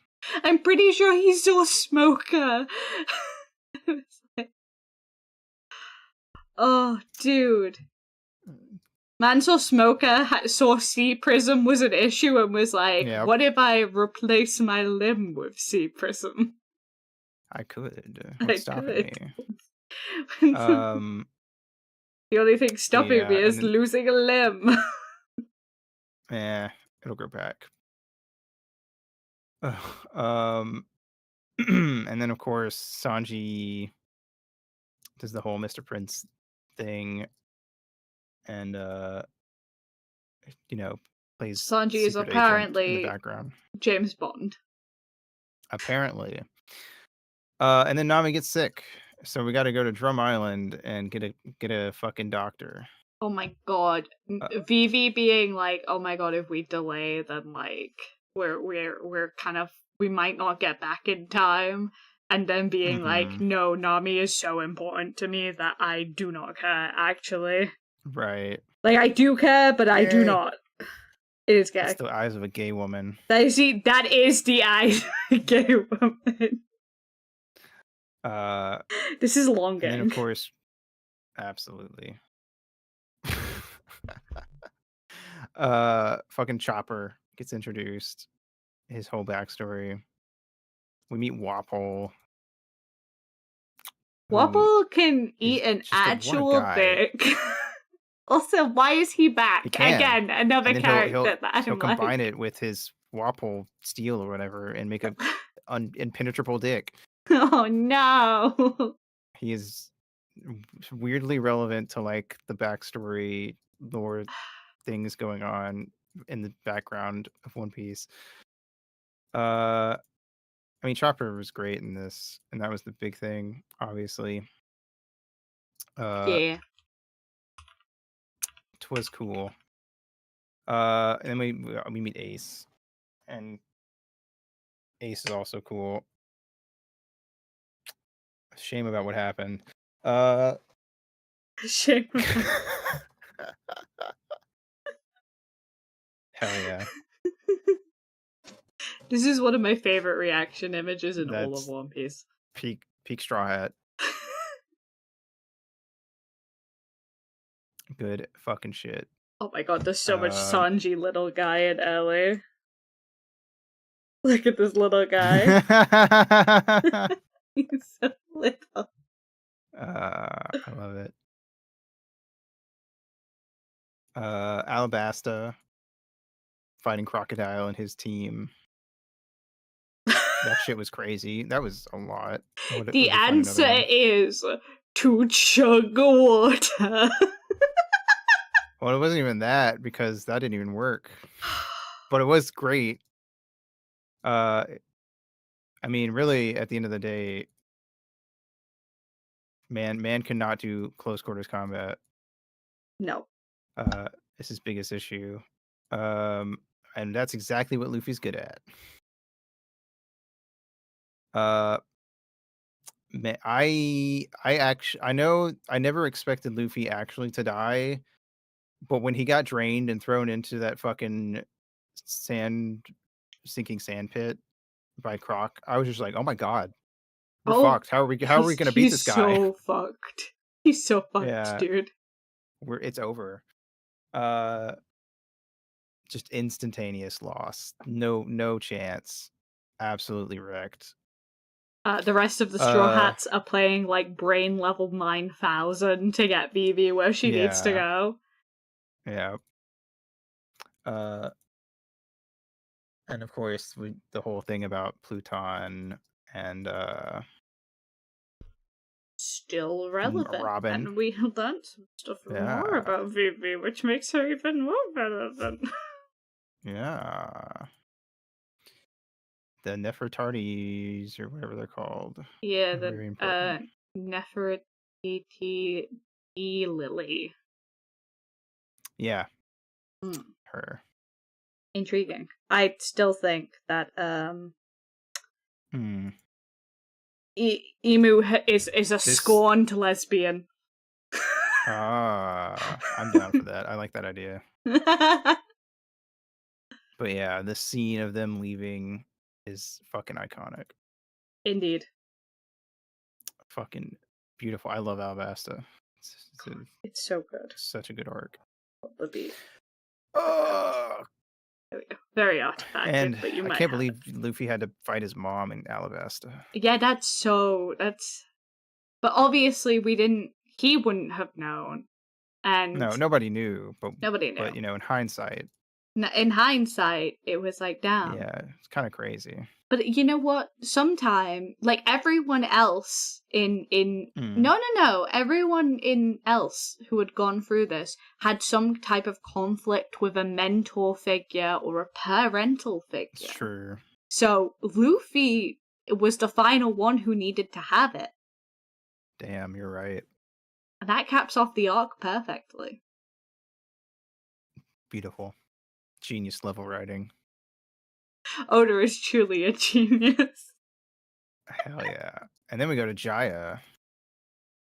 And we have the introduction of the man himself, Blackbeard. Yo, Teach!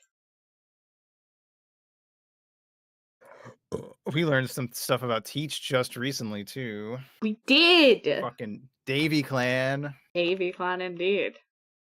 It's crazy. It's rough. We're getting some fucking insane. real Teach stuff. I cannot. I love this introduction of Teach, though. However, like, I did not immediately opposed. I did not realize until that last chapter that we found out that Teach was actively there. That I was oh, Teach was a whole ass adult beefing with a child. Yeah. That's so funny. Yep. That's so funny. Luffy is 17 years old in this chapter. And he's what? How old is Blackbeard then? Marshall D. Teach pre-time skip is 38. Imagine being a 38-year-old beefing with a 17-year-old. Over pie.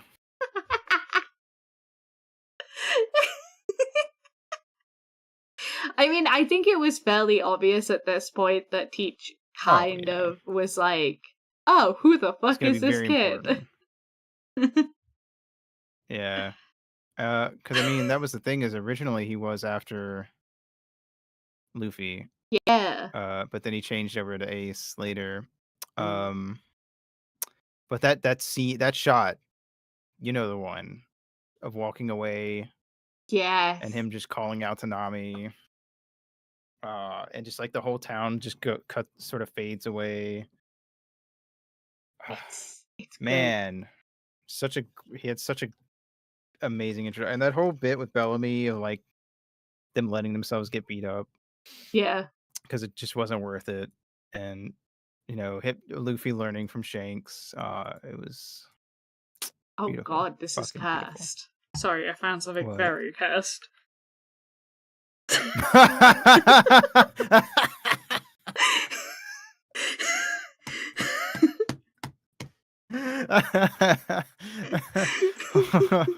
Holy shit. That's amazing.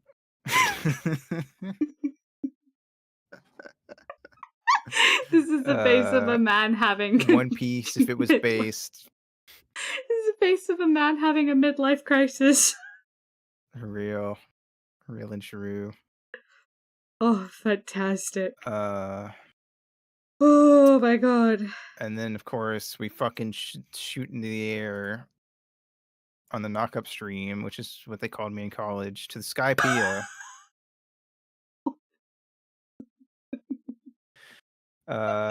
Which was peak One Piece. Everyone who says that you should skip it or that it was boring is stupid. I loved it. I fucking love Skypiea.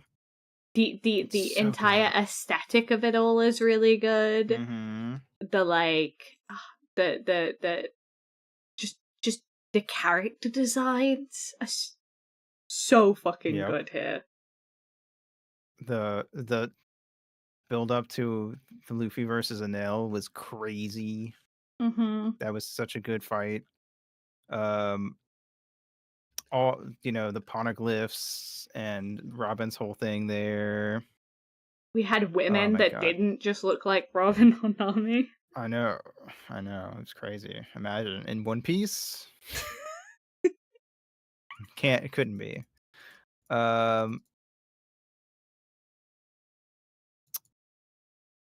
Poseidon was mentioned initially. Chopper actually got to fight people. Yeah. Mantra sets up the later thing of hockey. There was a lot in this that's extremely important as the story goes on. Yeah, Skypiea is so like fundamental for world building. I think that's kind of why Absolutely. people think it's boring, quote unquote, because they're like, Wow. oh, not a those lot guys. happens, but it's like a lot of like slow kind of world building. Yeah. Nah, I love it. But Good this is when I fell in love with One Piece. Absolutely. I was flabbergasted when I first started hearing people say, skip Skypiea. Like, fuck you. What do you know? What do you Big mean? fan. Skip Skypiea? And then we fucking go to Long Ring Longland. And have fucking Foxy, who sure is a guy. the Enel moment. Oh my god. Love it. Absolutely love it. Me when I the fact that this becomes a later trademark Oda face, I'm so happy. Yes. It's a good callback. Ugh. But fucking Foxy and the Davy back fight. And we first learn about Davy Jones, which is now extremely relevant. Me when I almost lose my entire crew. But I forgot about the tall bear. I love how I'm just putting panels on in the background and you're like, oh my god. But yeah. No, the whole Davy back fight was like, I feel like this was it turns out it's really Davy Jones is very important, but this was the first arc where I was like, I don't know, I feel like we could speed through this a little bit. Yeah, I kind of felt that a little bit, but Puzan's arrival was sick as fuck though. Yeah. And terrifying. What a man. Just immediately one of those we're immediately fucked the second this guy showed up. But the horse. You know what? I think this is that newfangled thing that the kids are telling me about. Uma Musume. Uma Musume. Uma Musume. It was twice as long. Oh, that's right. They added stuff in the anime, which is awful. Why would they do that? I think they doubled the length of the Davy back fight. That crazy. Probably sucked. I can imagine so. But then we go to Water 7, so it's A-okay. Me when I water 7 plants? At the same time? What is this? Fucking Story of Seasons? Gotta get out my golden watering can. Man. I don't know, Water 7's sick. Just like the whole... It's a sick looking place. Just the whole like water elevators and stuff was cool. The sea train? Are you fucking kidding me, Oda? What? You made a sea train? I know, right? Piece is that anime. As long as One Piece is that anime, it does not need padding. No, it does not at all. But there's a lot of it, sadly. There is a lot of it. The fucking introducing Frankie, the stuff with Robin and CP9 and like This uh this man was unequivocally fine. yes, Taru. We also got the Mm. Rob Lucci Yes. and that Introduction. entire group of people. Yeah, CP9. Yeah. Yep. I Crazy. actually I will say I have a bit to say about Okay. Hit me. fake Usopp. Yep. Very Right. on the nose about who he's supposed to be like, Um opposed here. so I think throughout this arc, the rest of CP9 do not show any doubt in what they are doing. Yeah. Kaku repeatedly does.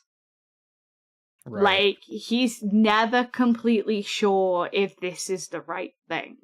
And if there was one person that I genuinely thought was going to get some kind of redemption arc out of all of them, it was him. Kaku, yeah. Because he's the one who's like, he kind of lets people go, he kind of like doesn't want to like overly hurt people who aren't involved. Right. There's a lot of kind of like, I don't know if we should be doing this the way that we're doing it. And it's like he actually feels remorse for tricking these people into becoming like members of their community. Right. And I find it really fascinating that like when we see them again in Egghead, he's kind of similar there as well. He doesn't really want to fight people, and I'm like, why are you still with CP9? That's a good question, because I don't feel like that's something they really went into enough for me. Yeah. I mean, from what I can remember, we do get like some stuff about them, but it's kind of vague for me. It's been a while. I was kind of waiting for a Kaku betrayal throughout most of Water 7 of him like switching sides basically. And then it didn't happen.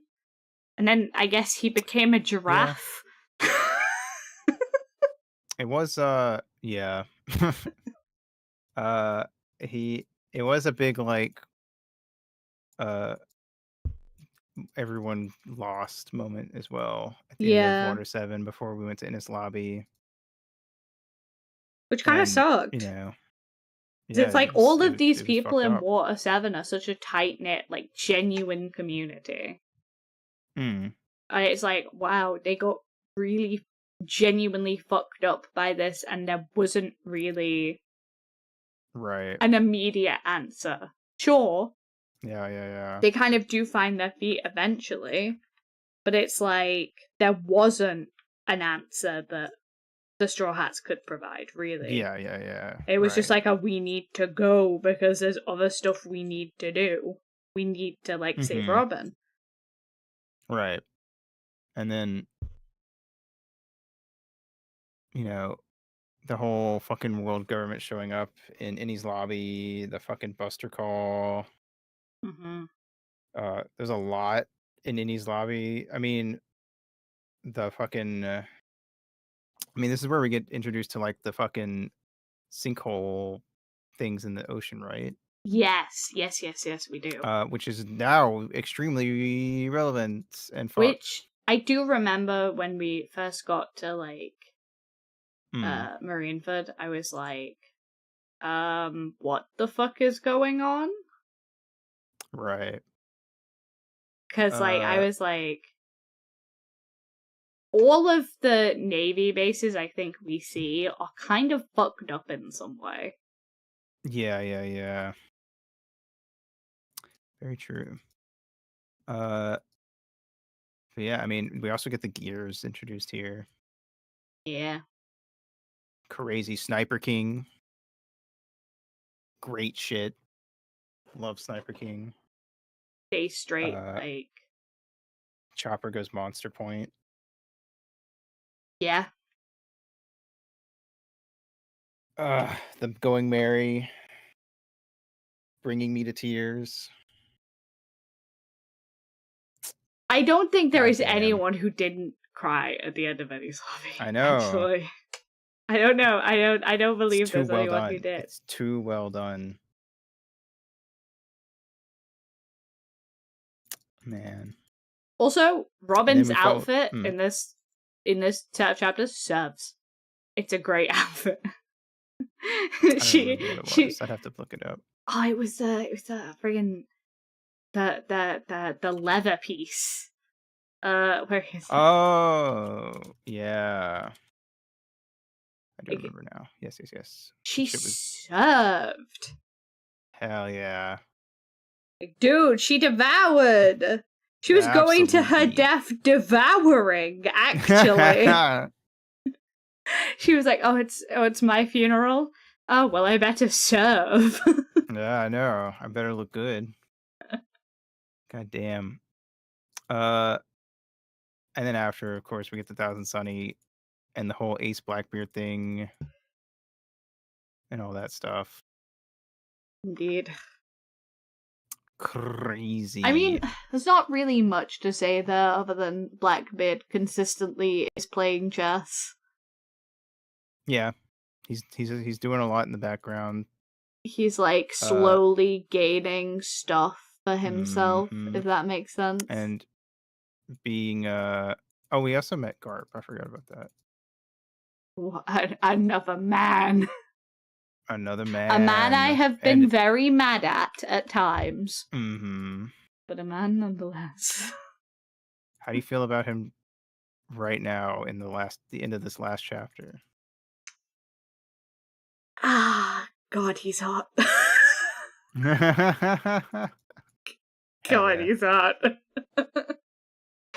Young Garp. Oh my! I thought old Garp was good, but young Garp is a different.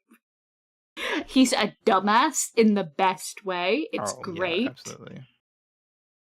It's just Luffy if Luffy went and joined the Marines. I do want to see reasonably how much he is aware of, like genuinely how much he sees, because we need, and this is why I kind of like think Dragon and Garp turned out the way they were, because Garp seems to have come when things could be covered over and could be kind of obscured, whereas Dragon he had a reason to believe that things were getting better. Yes. Whereas, like, Dragon was on the ground as it was happening. Yep, absolutely. It's very different from being there in the moment to seeing the aftermath to be able to change your mindset. Because Garp is showing up after Roger and Rox were all there fucking shit up. So, from his perspective, he just showed up and was fighting pirates. Yeah. But Dragon was actively watching these fucking celestial dragons like go around to shoot kids and stuff. I will say, when we were talking about when we book club, I go to a book club weekly where we talk about One Piece nerds. Someone mentioned in that like oh god, sorry, it just like completely snapped from my brain. Cool. That was snapped from my brain. Wait, where were we? Newest chapters. Celestial Dragons. Celestial Dragons.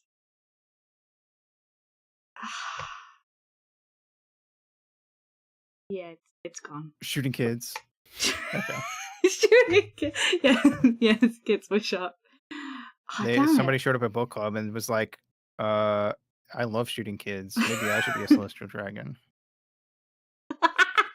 Could you imagine? That'd be the most unhinged shit. Yeah, my brain just absolutely. That's fine. If you remember, out on me. Cut in. Then we go to Thriller Bark. Thriller Bark, which has one of the best crew fights ever. Kozuki Moria, as we now know. Uh, yeah, no, that was just a big. There was some downs in that. Specifically, you know, invisibility guy. But we also got Perona, Mm-hmm. which is sick. And the final crew fight was crazy. Good stuff. Fucking Kuma showing up, and the Zoro aura farming an inch away from death. Top tier. It truly is top tier. Perona's great. I love Perona. I love Perona. Perona is like one of my favorite. Probably not the favorite. I mean the favorite. We have men that I Right. cannot speak of in detail. Bon Clay, my beloved. Yes. Bon Clay is great. And then we do the whole fucking Sabaudi Archipelago. Yeah. Big man. Two Pawpaw big fruit. men. Two big men. One has long legs, no neck. One has long neck, no legs. me when I meet my friend at the gym who only trains upper body and I only train legs.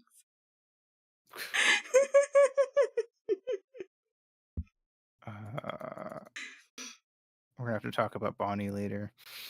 Oh, All right, Sabaudi Archipelago. Fucking slavery.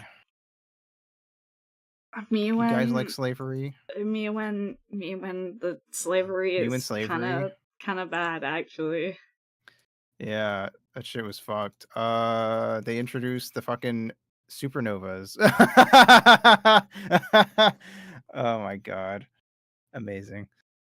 Fucking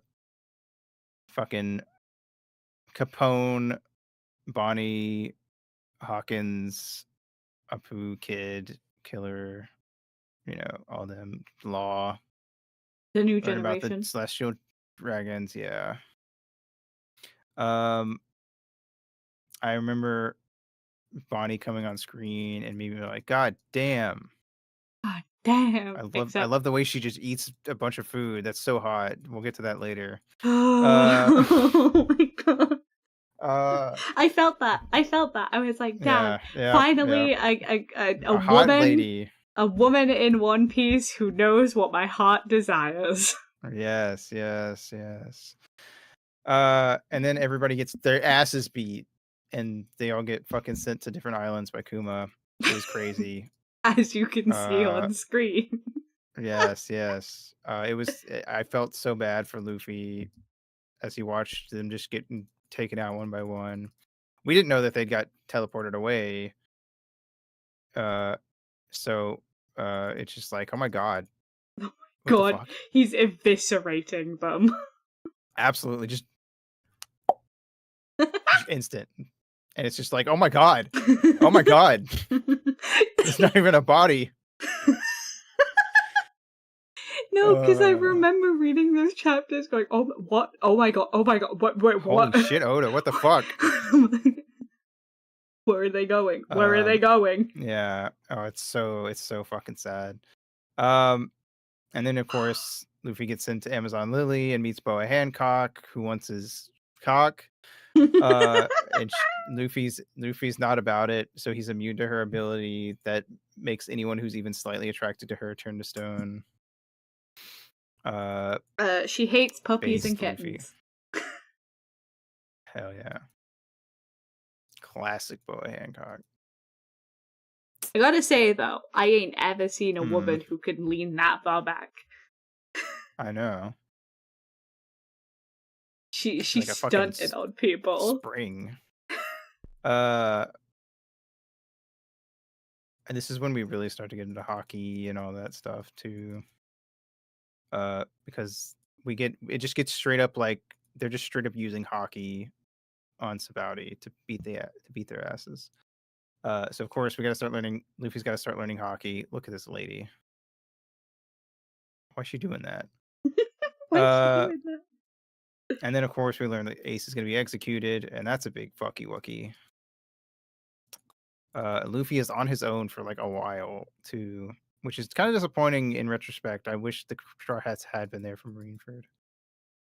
I feel like they had to not be there for narrative I reasons, but know, it does but suck. it's still kind of sad. It does suck. It's like, oh wow, he goes through this really tragic event in his life, and he doesn't have any comfort. Yep. And then Impel down. Gotta break out of prison. Ace is, you know, I was like, okay on Ace as a character, right? Right, like, kind of hot. I get do a it. lot. Doesn't do a lot though. And then they for lack of a better term, punch you in the gut with the Yamato stuff. Yeah, absolutely. It's Ace. He's gonna die in 3 days. We have to fucking save him. Yep. Buggy's there. All the villains that got arrested in past arcs are there to help out. It's crazy. It's crazy. Big prison break. We learn that we learn how much Blackbeard's really been setting up his shit in the background. Because he used Ace's kidnapping Ace to get himself close to the government. Indeed. Which of course he immediately uses to his advantage by breaking out a bunch of prisoners and putting them on his crew. Like literally day one, like betrays the government. It's like which of course not even leads subtle. to the government getting rid of the whole. Oh my god, that's fucked up. Yeah, happy face. Yeah, censored for Twitch get rid purposes. of the whole thing. Of course. But anyway, we also get the Ivankov stuff, and this is when we really find out that Ivanka has been helping trans people in the One Piece universe find themselves. It's true. One of those people Ivankov being is a hero. Crocodile. Luffy's mom. Who's Luffy's mother? Or dad, I should say. Yes, Luffy's dad now, if we're not to misgender him. Indeed.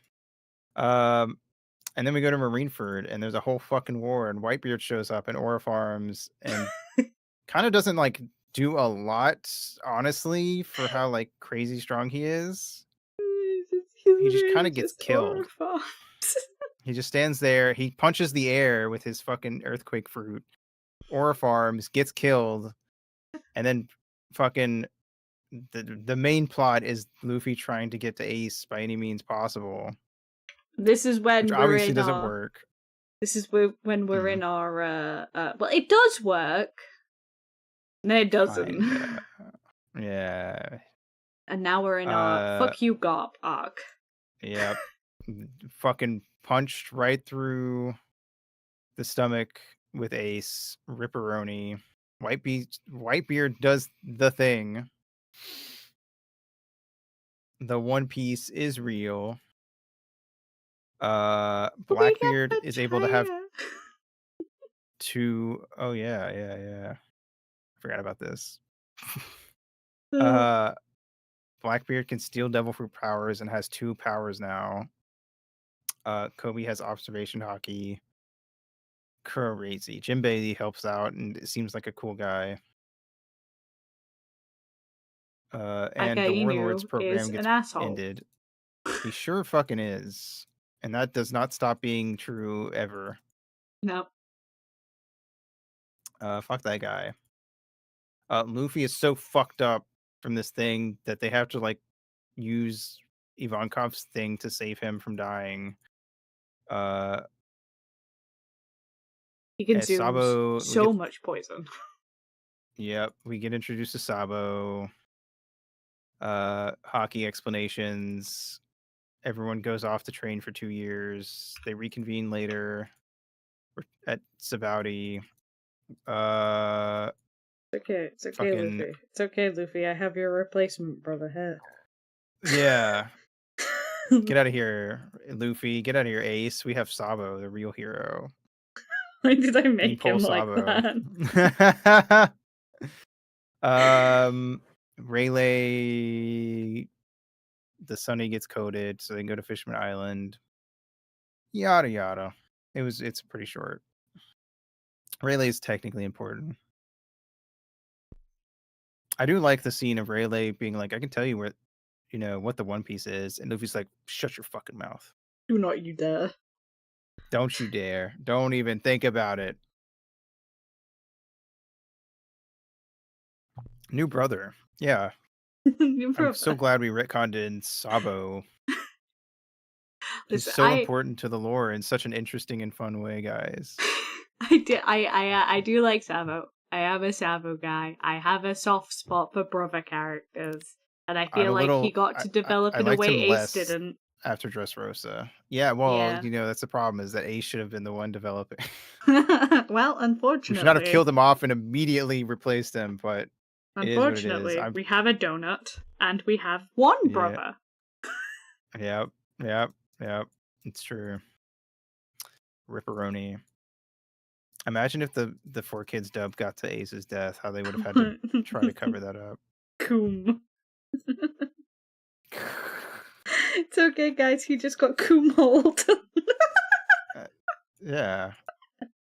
Okay, I think that might have he been and Aka worse. Inu were just gay. To be fair, I feel like with the way anime was going, I feel like 4Kids was eventually going to have to stop being so kid-friendly. Oh, yeah. If they kept going. For sure. Yeah, we go to Sabaudi, and then Fishman Island, where Sanji spends half the arc fucking bleeding to death because he saw mermaids. Me when I see boobs for the first time. Man, Fishman Island was so nice to get to. Yeah. But also it was kind of disappointing in a lot of ways. And we also had some great little I think that's one thing the anime does do good. It kind of fleshed out the time skips for the other characters. Oh yeah. Yeah, they really just kind of zoom through it in the manga. Mm-hmm. I mean, we did get a lot of lore stuff in Fishman Island. Joy Boy, Uranus, Shirahoshi is Poseidon. We also Luffy's get fake observation straw hats. Thingy. Oh yeah, I forgot about those guys. That was pretty good. I did like that. That was funny.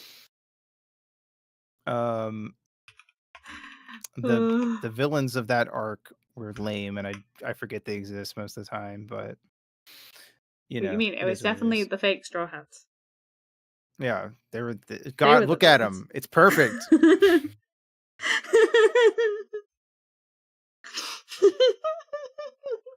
Chopper. Oh man. Oh my god, I love Chopper. Oh my god. I like, my favorite part is that it's not regular Usopp. It's specifically Sniper King. It's specifically Sniper King. They don't know what actual Usopp looks like. I love it. I love it so much. Let's see. We learned more about. I think we learned more about Roger. There was a lot of lore stuff, admittedly, but the non-lore stuff was my least favorite part of Fishman. There was that. Hey, there was a big ass princess. The prophecy. Yeah, that's true. She is very big. The prophecy about how Luffy's going to destroy Fishman Island, which is probably going to almost definitely be like something about quote unquote destroying it, but actually it's a good thing. But we don't know how that's going to go yet. There's also a Shaki. Yep, that's true. Shaki is introduced, and she is very relevant very to this relevant. flashback that we're in. So relevant, in big fact. Princess. So relevant, in fact, that there's a war being fought over her. There's entire chapters dedicated to being like, oh my god, she's so hot. She's literally so the hot. only people who don't want to fuck her are people who've already married and settled down, and even some of them Um, fucking literally the only reason Rox isn't into her because he's already settled down and has a family. But before that, he was super into her. Oh my god. All right, cool. Punk Hazard. It was kind of cool that Akainu and um, well, I can't ever think of his name. KK starts with a K. Kizaru. Kizaru, thank you. They fought and they fucked up the island. That was pretty cool. Mm-hmm. And then we do get Kinemon, of course, which is to set up for later. This is the point where Law starts becoming a very important character because Oda's wife really likes Law. None of those characters were supposed to be relevant post Sabaudi, according to Oda. Mm-hmm. They were literally designed that week leading up to the chapter they were introduced. No, like, So, and Oda's like, you know what, this fucker right here, this twink. My wife likes him, so he must be kind of cool. This twink, my wife likes him, Yep. so first I'm going to put him through unimaginable pain. Yes. He's going to go through so much trauma. It's Smoker's going to there. Smoker and Tashigi swap bodies. That was sick. I loved that. I loved the like Smoker like pulling open his shirt because that's just how he do. And Tashigi's like, put those away. Excuse me, that's not your. Those are my tits you're pulling out.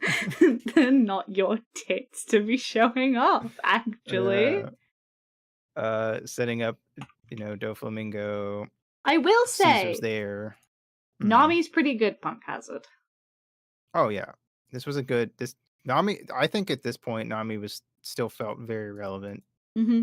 Early post time skip. It was like when we started getting towards like Wano and stuff.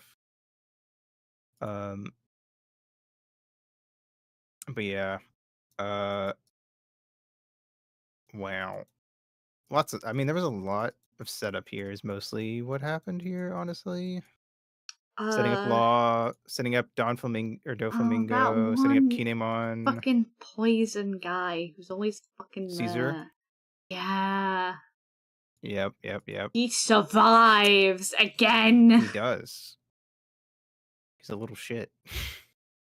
Disgusting. Fuck yeah. Die, Caesar. Die. And of course the whole thing of like Law wanting to take out Kaido is a whole thingy wingy. Of course, we're gonna build up to Big Mom first, but hey, do you want to do an alliance? Yeah. yeah. Fuck yeah, let's go. You're on my team now. No, that's not what You're on my team now. All right, sure. Dressrosa was a big fucking arc. Not compared to like later arcs like Wano, but it was pretty big at the time. So much happened. The Smile Fruit Factory. Tragedy. Literal tragedy. Yeah, that's a big deal. Fujitora, his introduction. That man is. Oh my I fucking love that man. He's so cool. That is the coolest man. I love Blind Swordsman and his fucking like meteor fucking. Oh my god. And him like to Luffy about like, oh man, I wish I could see your face. Yeah. Oh my god. That's a good man. Yep. That is like again another one of the bastions of the Navy, I believe. Absolutely. Ooh. Or farming. Me when Law is fucking laid out. Yeah. I will say Toei also likes Law a lot. We call him we call him Toei's favorite honeypot for a reason. Fair. They really like animating him in like cute like cute twinky sexy poses. I see.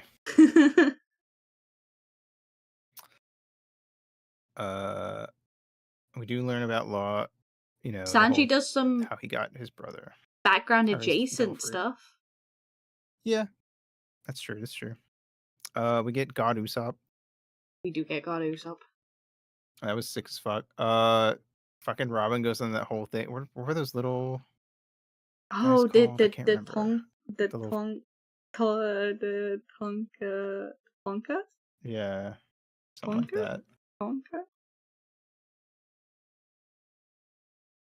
Tontata. That's it. That's it. The stuff. I mean, Doflamingo having been, like a celestial dragon family, and all that stuff was pretty cool. Very intriguing. Corazon Yeah. in general, what a sweetheart. What an absolute sweetheart Corazon is. That's a good man. That was a good man, unfortunately. Yes. I think this is our first. Is this our first awakened devil fruit? With Doflamingo? Oh. I think we've seen them, but I don't think we've we didn't know what they were. Yeah. Yeah. Oh yeah. Kuzan joined the Blackbeard Pirates, which was kind of a crazy reveal. Like, what the fuck is he up to? Yeah. A lot of stuff happened. There was definitely, at the very least, there was a lot of lore shiz here. I did think that one girl who like turned you into a toy, that was a fucking scary, like, existentially terrifying ability. Oh, that, yeah. like, everyone forgets you. That was crazy. That's like really, it's one of those things that's genuinely upsetting, and you're like, yeah, oh my god, that would actually be horrible to experience. Yeah. Oh my god. Oh yeah, and then Sabo gets the flame fruit that used to be Ace's. And then he goes off. It makes sense, but at the same time, it's... It could have just been Ace.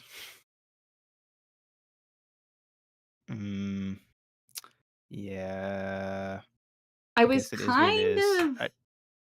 There was a period of time that I was like, man, it would be really, really cool for like some background character that's joining Luffy's fleet to get it, you know? Yeah. Because we do get the Straw Hats fleet here as well. That is true. What was that banana guy? Can't remember his name. He's named after a banana, but I don't remember fucking his name.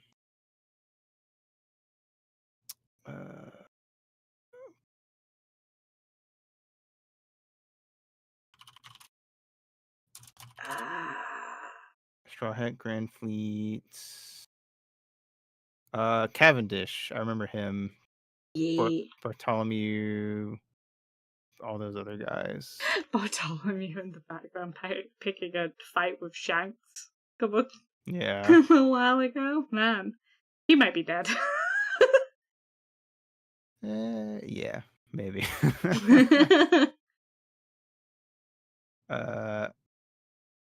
Cool. But yeah, lots of stuff happened in that arc, but it was also it was 102 chapters and 118 episodes. So big arc. Yeah. Then we go to Zoe, the big walking elephant. Zoe which was is kind of so fucking crazy. Cool. It was such a good idea for an island. And then the beast pirates. Yeah. Oh no, the beast pirates were I thought the guys on Zoe had a name, but I guess not. I thought they were just the Beastmen. Jack or the Beast Pirates, something like that. Anyway, that like whole like we don't know what you're talking about. We don't have that guy here. We're not harboring a ninja. Not harboring yes, we a are. ninja. And then like the way they were just willing to just get fucking destroyed for that guy was crazy. Total War. It might have been. This is custom robo music right now. Carrot is fantastic. I like Carrot. Carrot's great. I remember people thought she was going to be a Straw Hat. I kind of did for a little bit. It was bought in Kaitos, by the way. Oh. Sorry. But yes. I mean, she kind of seemed like she might. I thought she join. was going to be the I mean- lookout. Oh, I never like considered what she would actually be, if I'm being honest. I never thought she actually would join. I mean, fully, if so- someone does join, I generally try and think of what role they would reasonably Yeah. fill. Which is why, Right. like... The minks, that's what they're called. The minks! Oh, shit. Yeah. Yeah, they are the minks, aren't they? Yeah. Sorry. Yeah. No, you're totally right.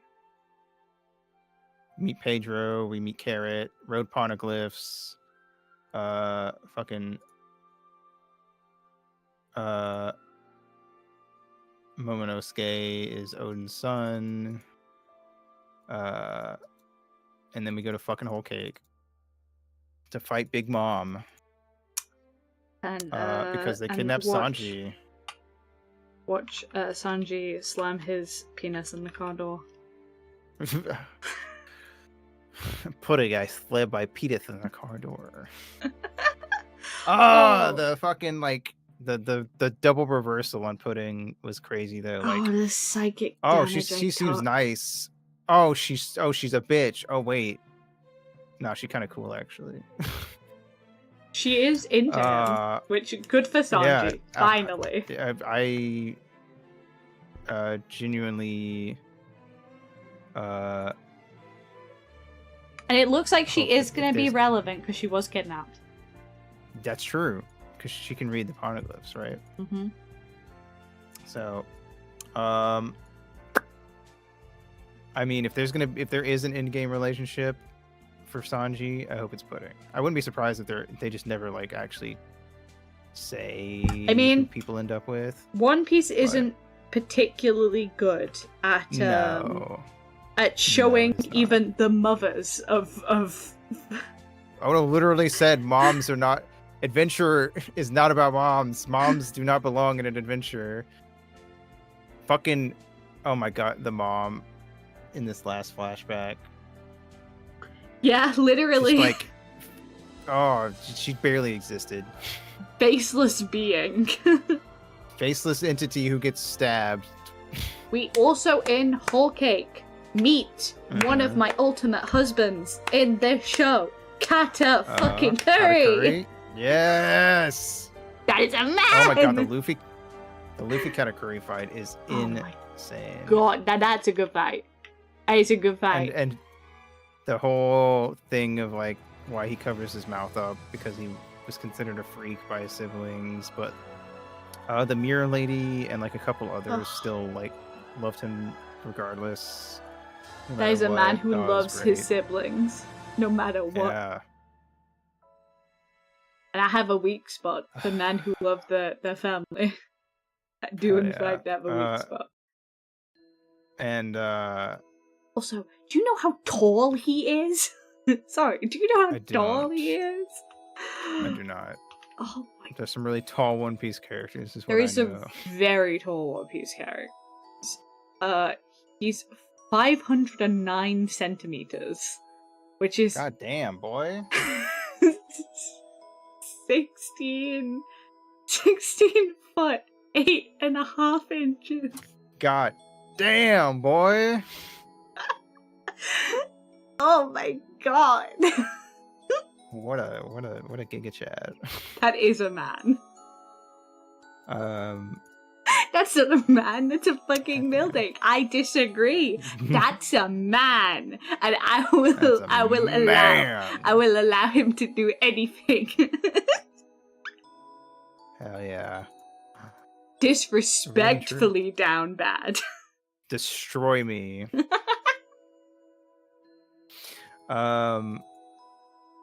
But the Mochi Mochi versus the, Very the cool. Gum Gum. Oh, it was sick. Two what about the stretchy Vince Smokes? boys. I hate the Vin Smoke retcon, honestly. I think it's one of the worst things they did to Sanji. Really? Like his whole changing his entire backstory and like adding in this that he's like the fucking abandoned son of like this super rich noble family. What? I don't know. It just I don't know. I really felt takes it was. away. I kind of thought it was like something that Oda had been hinting at, because like I kind of got the vibe from like how like he in his original like flashback with Zeph, he kind of acted like kind of a snooty kid, which I didn't really make sense if he was a straight orphan who had like never met his family or something. So I kind of always figured he'd been from some kind of high blood.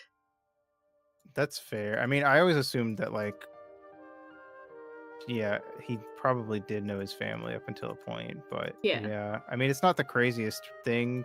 I definitely don't think Oda had this planned, if anything. Though. No. I don't think like this deep. It annoys me. I think I would have preferred if like the rest of his siblings had been like experimented on and he was just the one that wasn't experimented on, and that's why he was kind of like shamed because he was born. I kind of always read him as an older sibling, to be honest with you. Right. Like I know his sister's the eldest, right? No. Yeah, I think so. Well, he's the third. Yeah, he's the third. I don't remember the order, but yeah, he's third. Kasan. Or maybe his sister's the littlest. I don't know.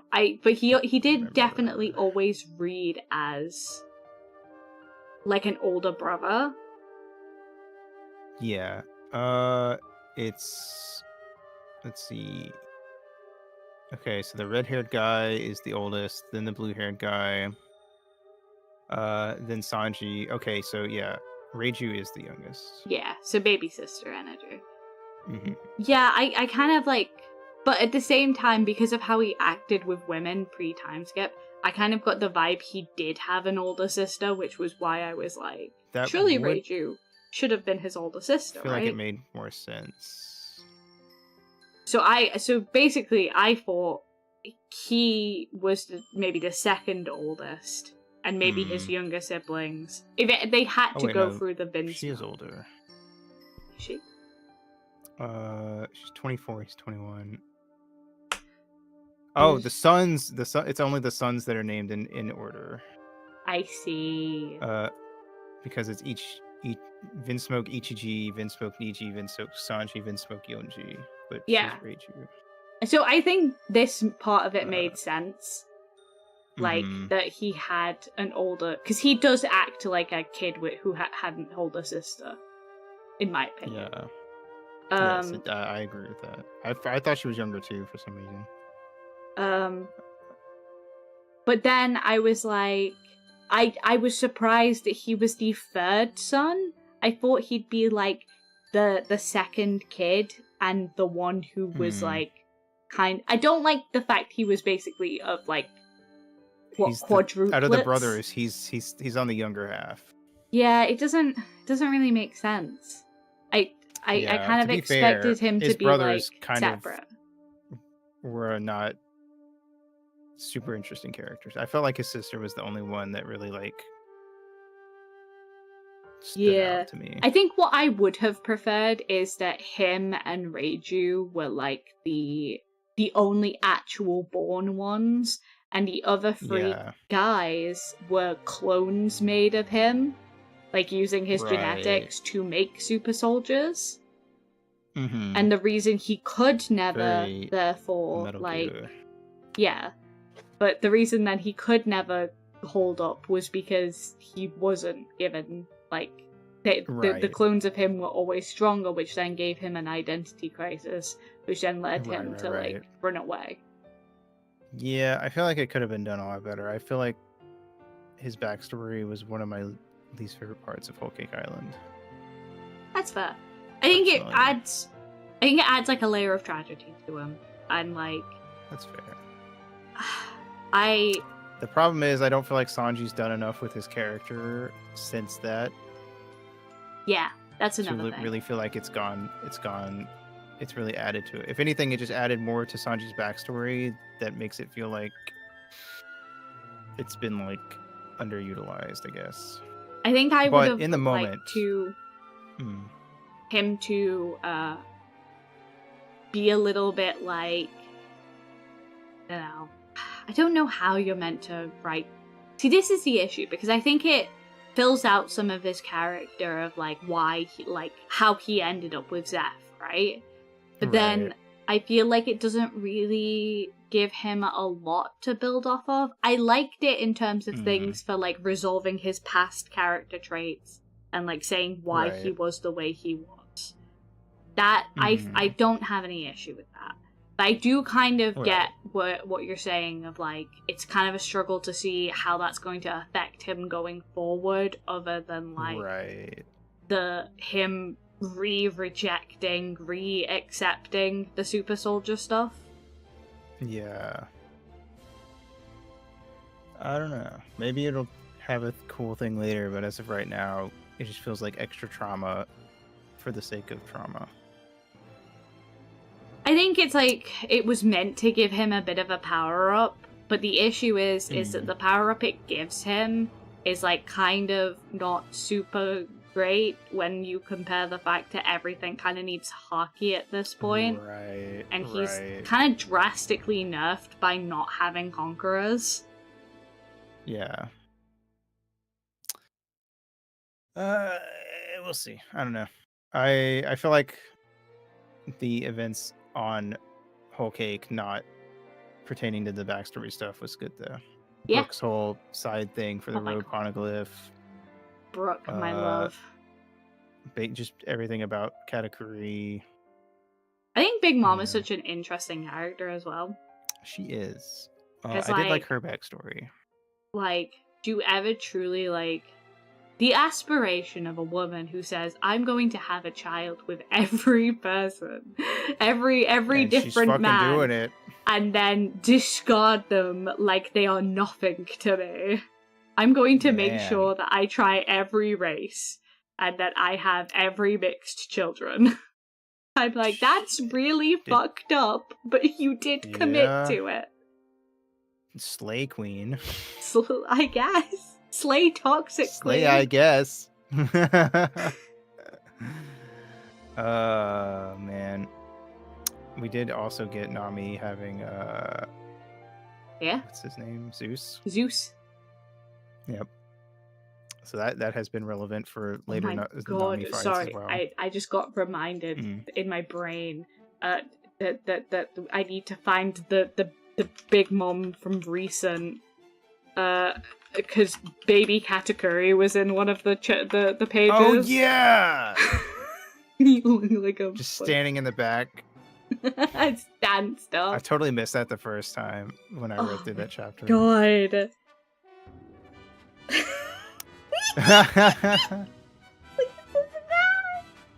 There's tiny little Katakuri in the back.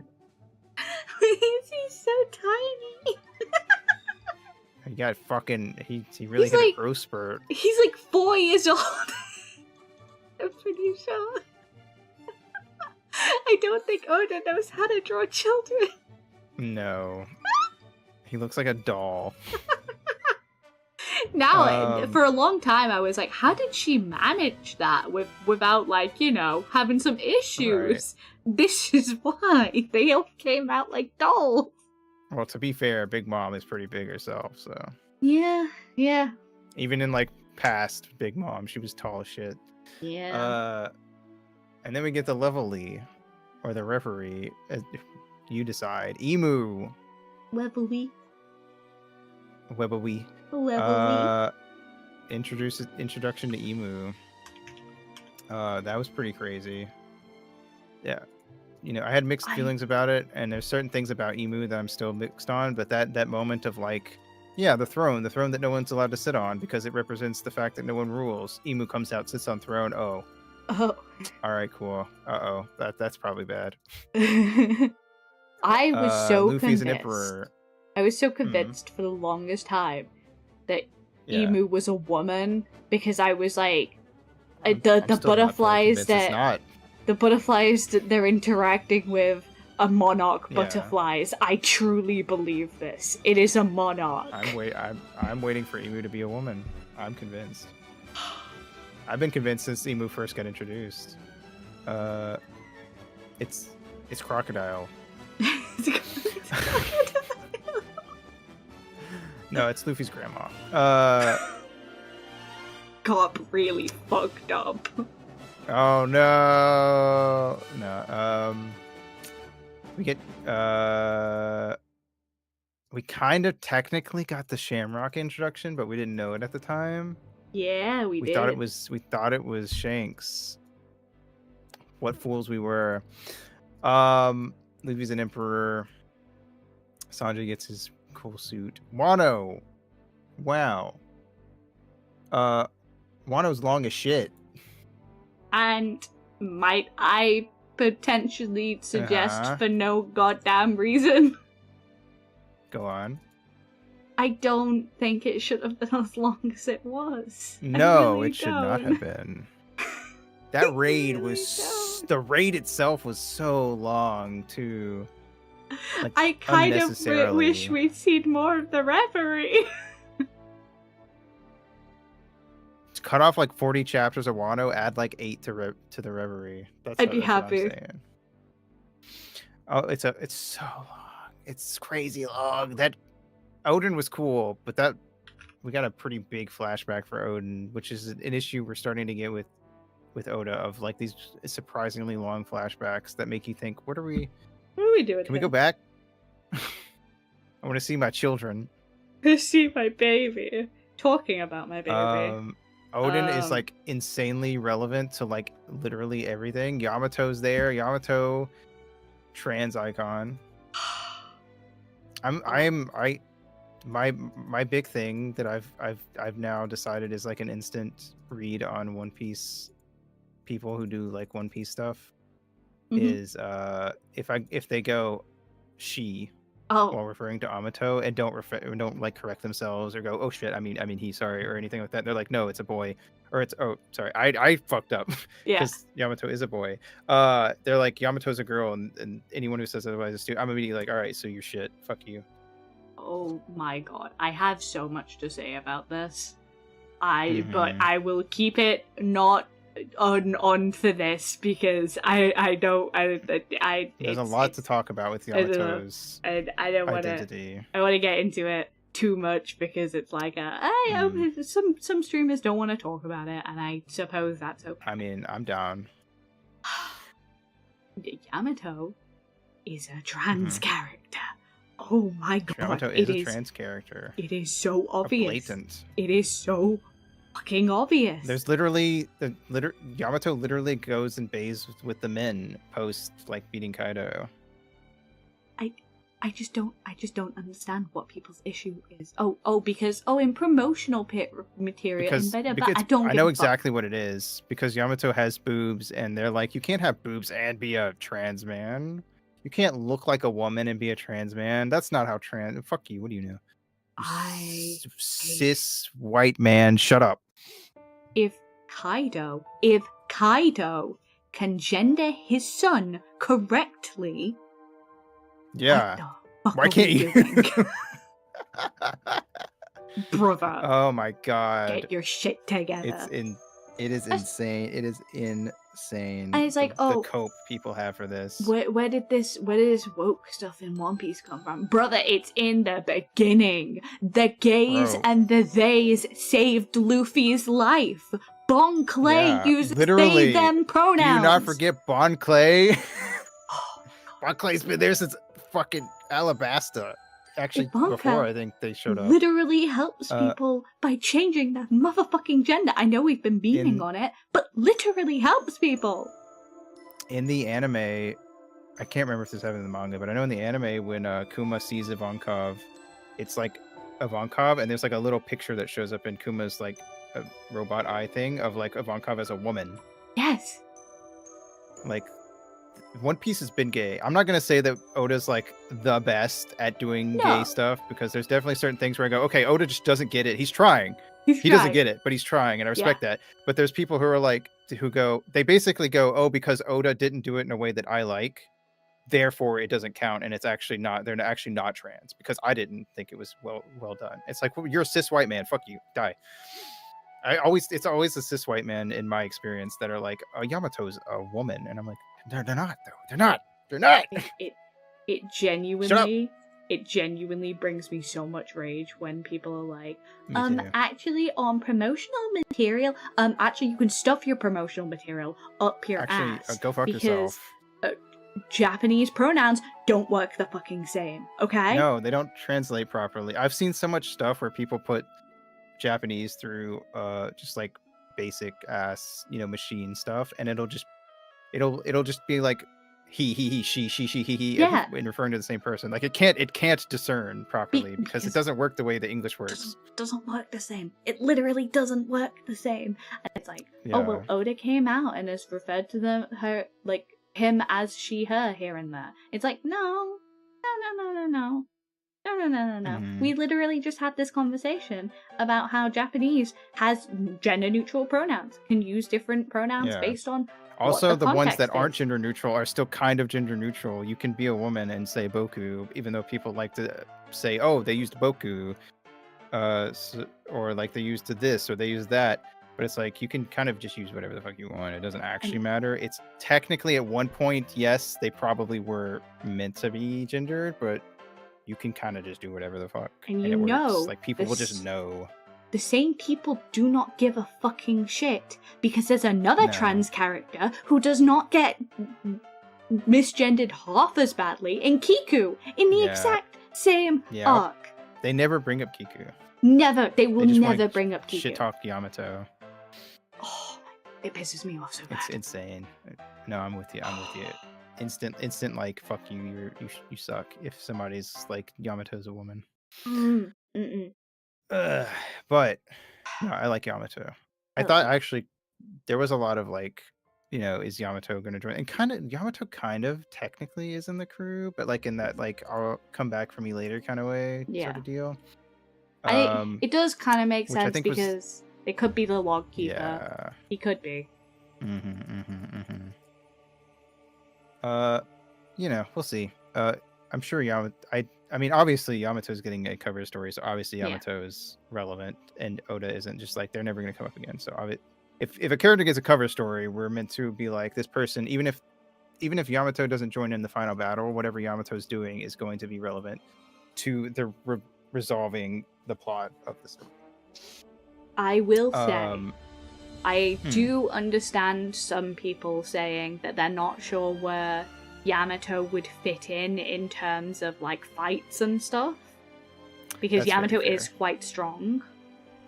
So it kind of like might throw some of the tiers of the ship, quote unquote, out. That's fair. But I honestly think Yamato's more of a team player than Jinbei is. I think Yamato works better on the team than Jinbei does, especially because Yamato doesn't like step on the toes of another Straw Hat member's like sort of deal. Yeah, like I think Jinbei and Frankie are like too similar. Like when Zoro was like with Kaido and stuff, it was like Yamato wasn't getting involved. Yeah, exactly. And I'm like, I kind of respect that, and we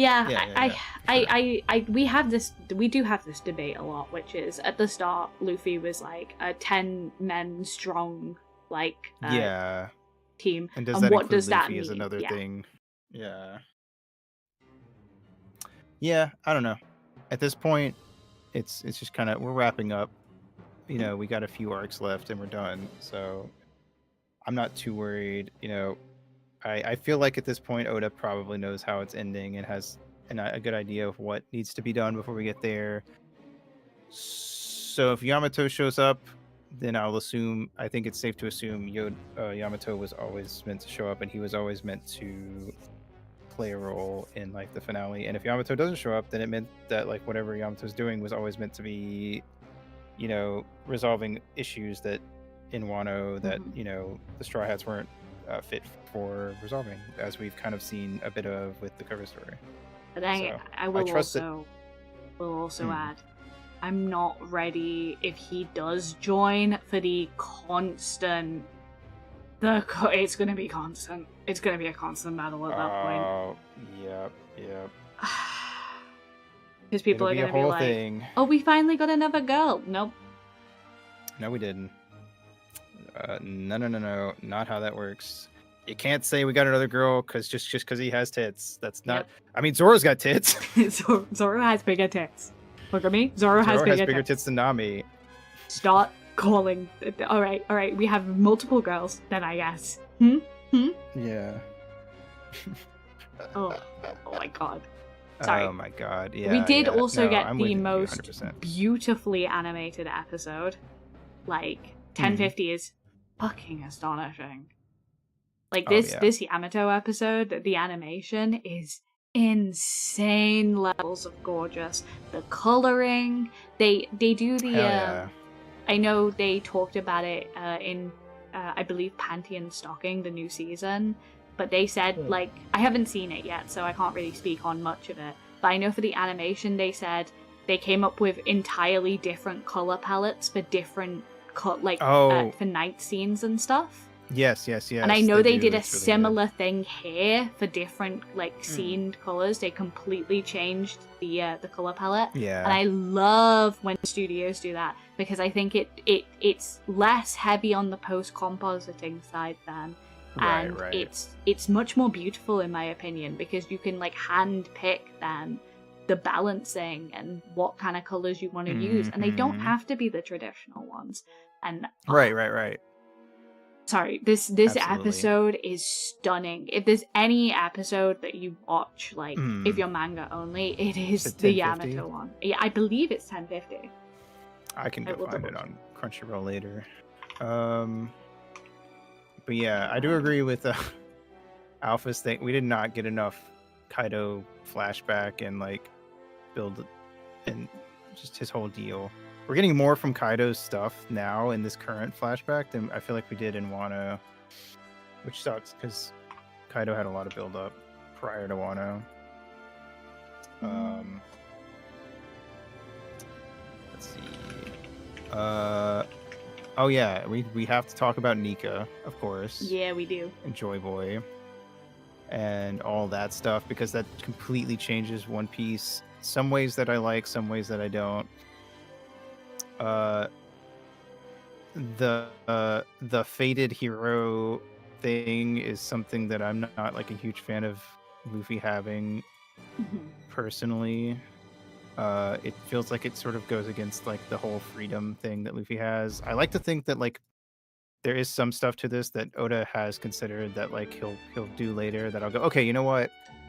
That works. So I'm not fully gonna write it off, obviously. We don't know.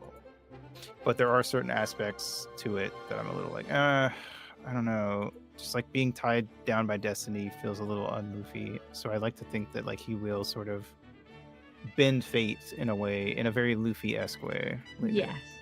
And I think that's fair to expect, honestly. I mean, his power is literally to bend and Looney Tunesify the things around him once he goes full awakened. I think it's gonna be part fate getting them there, and then the decisions he's making that's making it possible. Yeah. You know? Right. Absolutely. I think so. That's what I think Oda's building up to. It's 1060. It's episode 1060. 1060. Okay. Good to know. Yamato was sick. Yamato was my favorite new character introduced throughout Wano, of course. Odin was pretty cool. I feel like we gave him a little bit too much of a flashback. It could have been trimmed a little bit, but I did like him. He was very cool. I get why Yamato looks up to Odin. Yeah. The Cross Guild gets set up. Tons of shit happens. I mean, fucking Wano is long as hell. I got caught up before the raid started, probably 10 chapters pre-raid. So I was there for the whole raid. I felt like the raid went on too long. I felt like it was just some of those chapters were a mess almost. Just there was so much happening and we were constantly cutting back and forth between different things. I felt like there was just a bit too much going on. Where I read a chapter and no progress would get made because we had to cut to 5 different things going on. I got fully caught up on the chapter that was Luffy melting. Oh. So. Goddamn. I was like, what do you mean there's not anymore? What do you mean now I have to wait? This is the worst. Also, if you didn't know, Shonen Jump actually has a cap on how many apps you can unlock daily. Oh, It's really? 100. Damn. That doesn't seem that big. I feel like Right? That's It didn't feel that Like, big. you can really binge through 100 easy if you just have an afternoon just dedicated to reading something. That's what I'm feeling. Especially in action series where Yeah. like the pay it just you really get into it and the fights just fucking like blaze by. That's what I'm saying. But Crazy. yeah, fuck those guys. No, a lot happens even at the end of 102. A lot of because we've been away from like the outside world so long, a lot of shit happens at the end. Yeah. One of the worst things about Wano is that Oda just straight up has been like, yeah, I kind of rushed the ending because I wanted Shanks to show up so we could advertise Film Red. And I'm like, Yes. God damn it, Oda. Red wasn't even a good movie. Ooh, ow, you hurt me. I loved Red. Oh, I did not like Red at all. I don't like Uta or... Oh, no, I hate Uta. I hate everything that movie tries to do. I don't like the fact that they retconned it in canon. I don't enjoy that. But I do enjoy Uta as a character, and I think it did do a lot of opening doors for Oda in using women as actual antagonists. Fair. It's like a soft step in for him, which we then see kind of like in Egghead get a little bit more of a firmer step, hey? True. And Red, I think Red also has a bit of a biases for me because it was the first film in a very long time and that I'd actually gone to a theatre to see, and I managed to go on my own, and I was very proud of myself because I'd planned it out for like weeks in advance, and I was like, right. And because of I'm a big Ado fan, so it was like a perfect storm. That does help. I didn't listen to Otto until after, because like the one thing I was like, okay, well, Otto's music's pretty cool, but I don't really like the movie.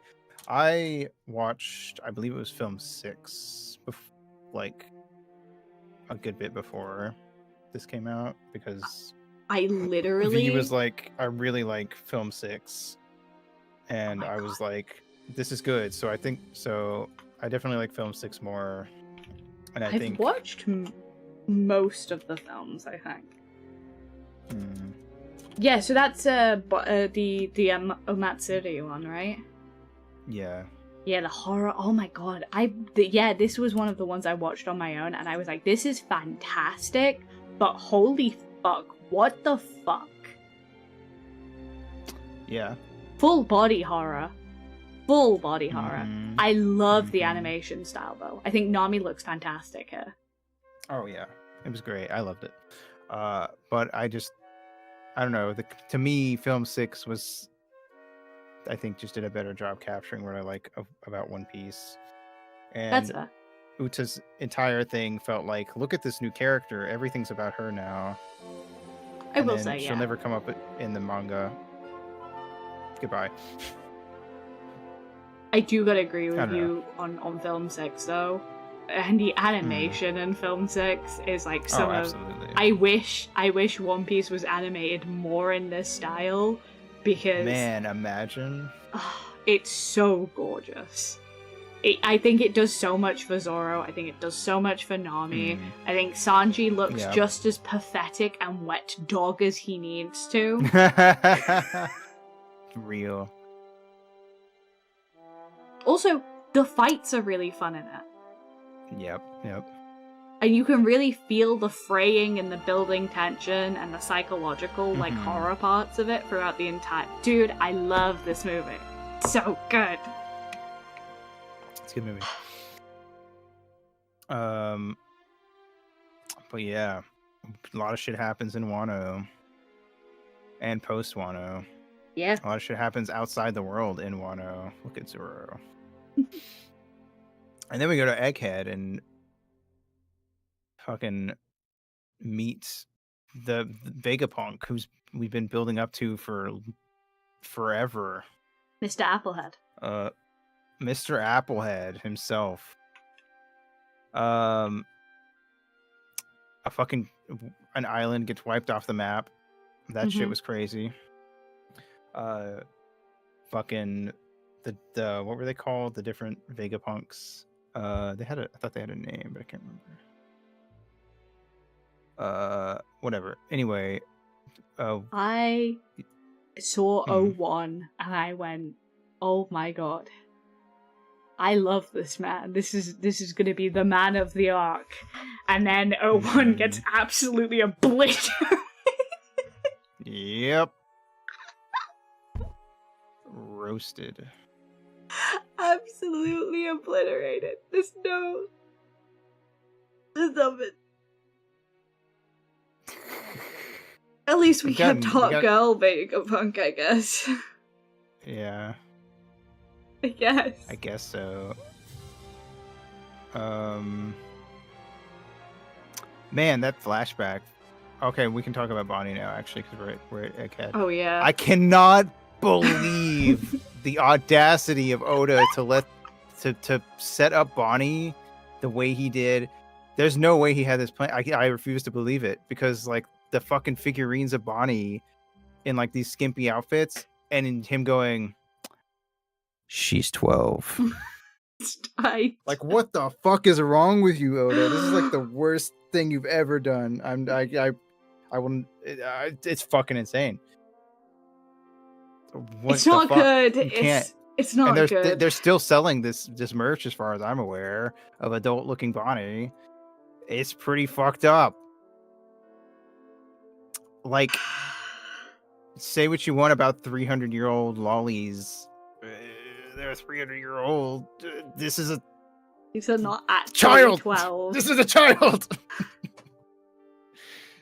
She's been going around in skimpy clothes, doing sexy poses for also, she hundreds of chapters with her family. Are you telling me not one of her family put some clothes on that girl? Yeah. No one looked at this and said, that's a little fucked up. You shouldn't do that. Honey, you have to put some clothes on. No one? You're 12. Like, goddamn. I was flabbergasted. I was so like, what do you mean, Oda? What the fuck do you drew her that way? I was like, okay, I guess because we've seen like child Bonnie a couple of times. It's like, okay, so I suppose it makes sense in that way. But it's also fucked up. It's pretty fucked up. I don't know, man. I feel like that's my big issue. Is it's just really fucked up. It's just like, hey, maybe veto the figures that are coming through that are of Jewelry Bonnie that are hot. Right. Like, at least stop selling them now. Right. Like, be like, hey, it's insane. Hey, you probably shouldn't be selling. That's a little weird. That's all I'm saying. I mean, the backstory was great. It's great. It's a great story. So sad. And it fills out the Bonnie implications are terrible. It fills out Bonnie so nicely, and I'm like, genuinely, it as like a character, fleshes her out completely. It's like, oh, 100%. Like that's why she's so immature. That's why she's constantly like eating, because she's constantly fueling herself to keep up the power. And it's like, wow, okay, all of this makes sense. Except, could you not have just given her a little bit more clothing? Could you? Right. Just I refuse to believe he planned it from the beginning, because she wasn't even supposed to come. None of those characters were supposed to come back after Sabaody. So I don't believe that he planned that. And it's a really fucked up direction to take it after the way she's been, portrayed in the story and the merch to this point. Yeah. Like, sure, story-wise, some cool stuff going on, but man, it does not look good. Does not look good. One of those moments where you're like, you have to like taper yourself, because you're like, okay, Oda probably didn't mean for this to happen. It's not like he actively could tell people. He probably just came up with the story idea and then thought it was cool, but it was too late because Bonnie was already a sexy figurine. But man, it's fucked up. It sucks because I think it genuinely, Yeah. it's such a good story. Jory Bonnie is such a good character now. I would not take it back, 100%. but it just unfortunately like ruins such a nice like story. Yep. There's nothing like anyone really could have known. No. Well, that's the thing too, is that there were some people that tried to turn it into like, you fucking freak, you were attracted to her. She's 12. It's like, well, obviously, no one knew that. Shut up. Didn't know. People trying to make drama out of nothing. But that was, that happens anytime, all the time. Aside from that, Sabo learns about Emu.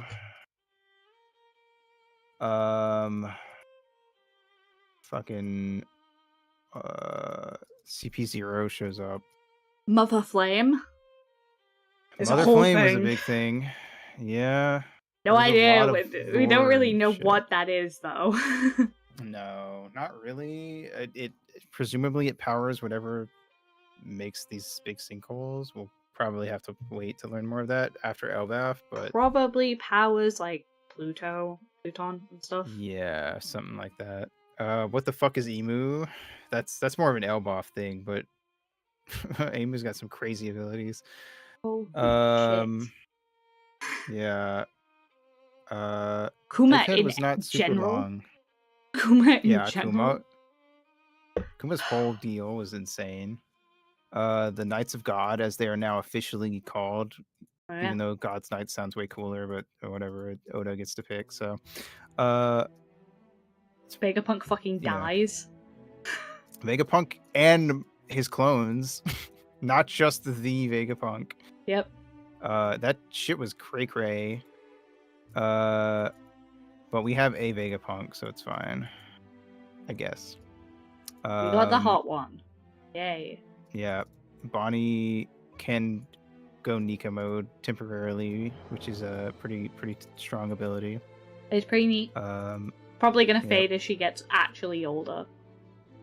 Yeah, probably. Figarland. The elders show up. They fight some of the elders. Saturn's fucking gone. Figarland takes that spot. Yep. Fuck that guy. As we've come to undeniably know from the flashback that we're in, fuck that guy. Truly. Well, we go to Elbaf. Holy fuck, we're finally here. After all this time, since Little Garden, we've been waiting.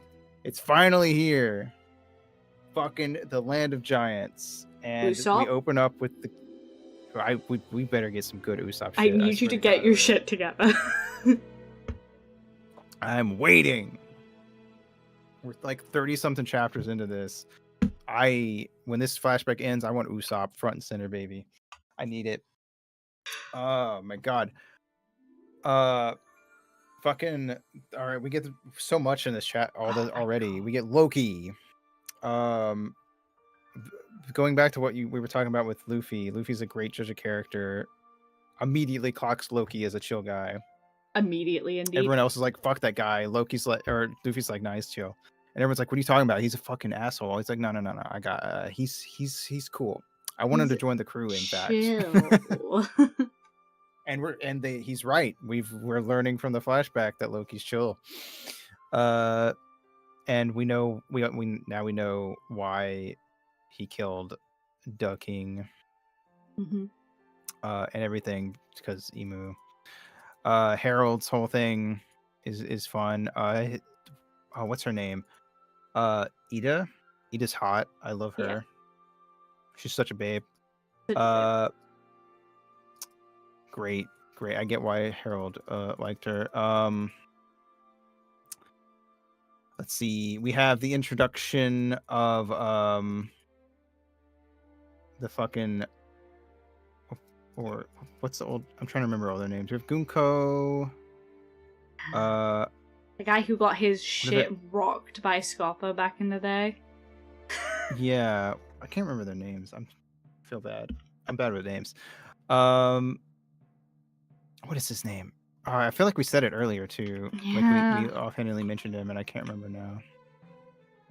now. Killingham's the dragon dude that does the dreams. What's the old man? Here, probably pull it. He was in the last chapter. If I can pull that up real quick.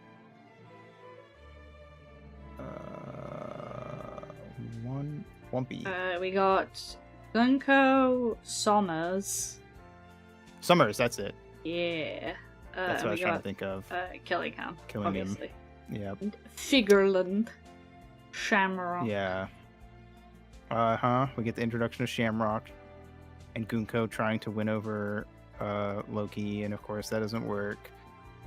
Shamrock is Shanks' twin. Mm-hmm. Big reveal. Crazy shit. Also interesting. Yeah. We see Shanks has had the tattoo on the same tattoo as the Knights of God, but it was on his arm that got bitten off. So now I'm wondering if he let his arm get bitten off on purpose. I did not catch that. That's crazy. Yeah, because when Maybe. he sat in the onsen, the arm he has up front and center is the one with the tattoo on, and it's the one he loses. Oh shit, that's crazy. Mm. Goddamn Oda. All right. I see you. I see your game. Perhaps cooking. Yeah, Scopper Gaban gets introduced. That was pretty cool. Scopper's a badass. Badass guy who loves his child.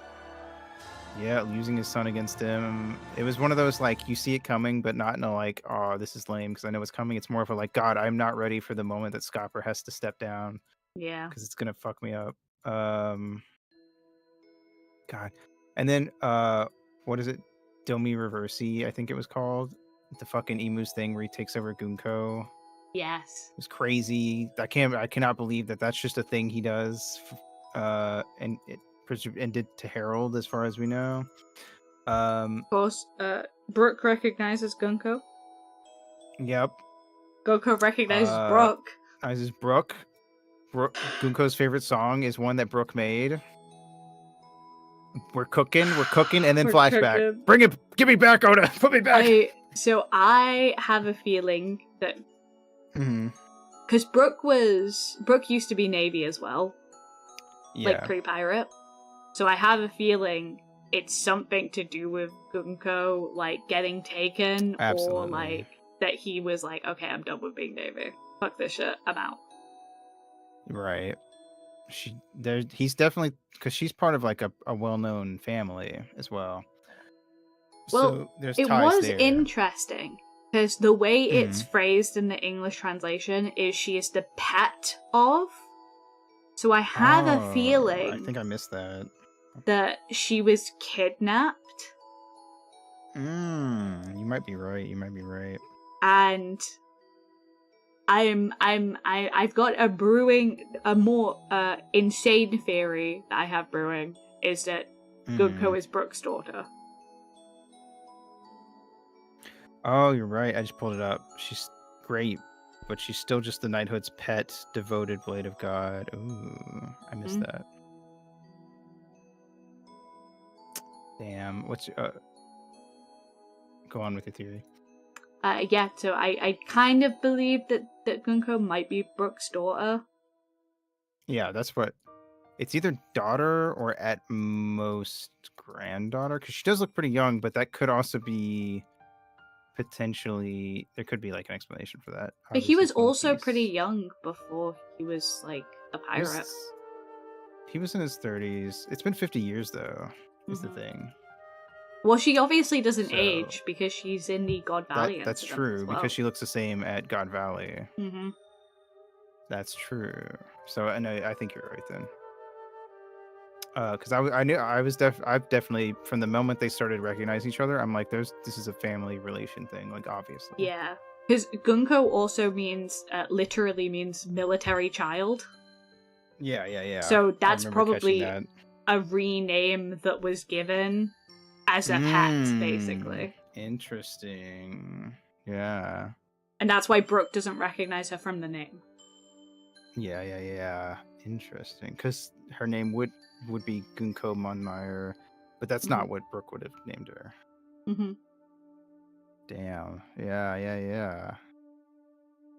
I mean, I might be completely wrong.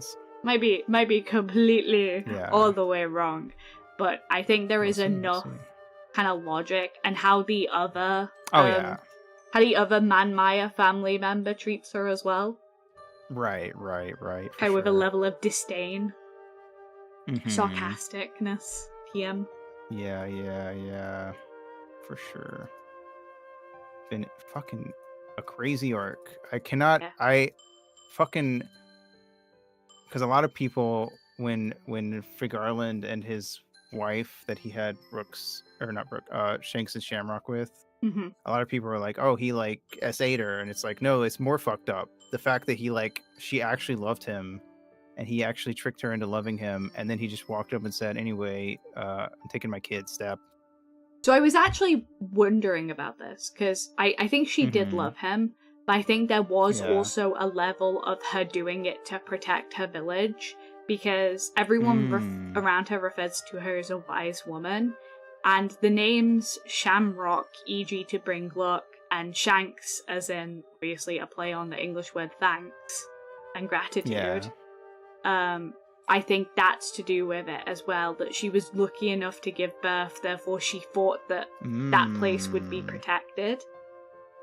I see. Because she expected him to stay when he came back. I would not put it past for Garland. Nah, not after this recent shit we've seen. Yeah. So, damn, it is fucked though. God Valley is they really fucked this place up, even before the hunt. Yeah. Man. And then the rock stuff.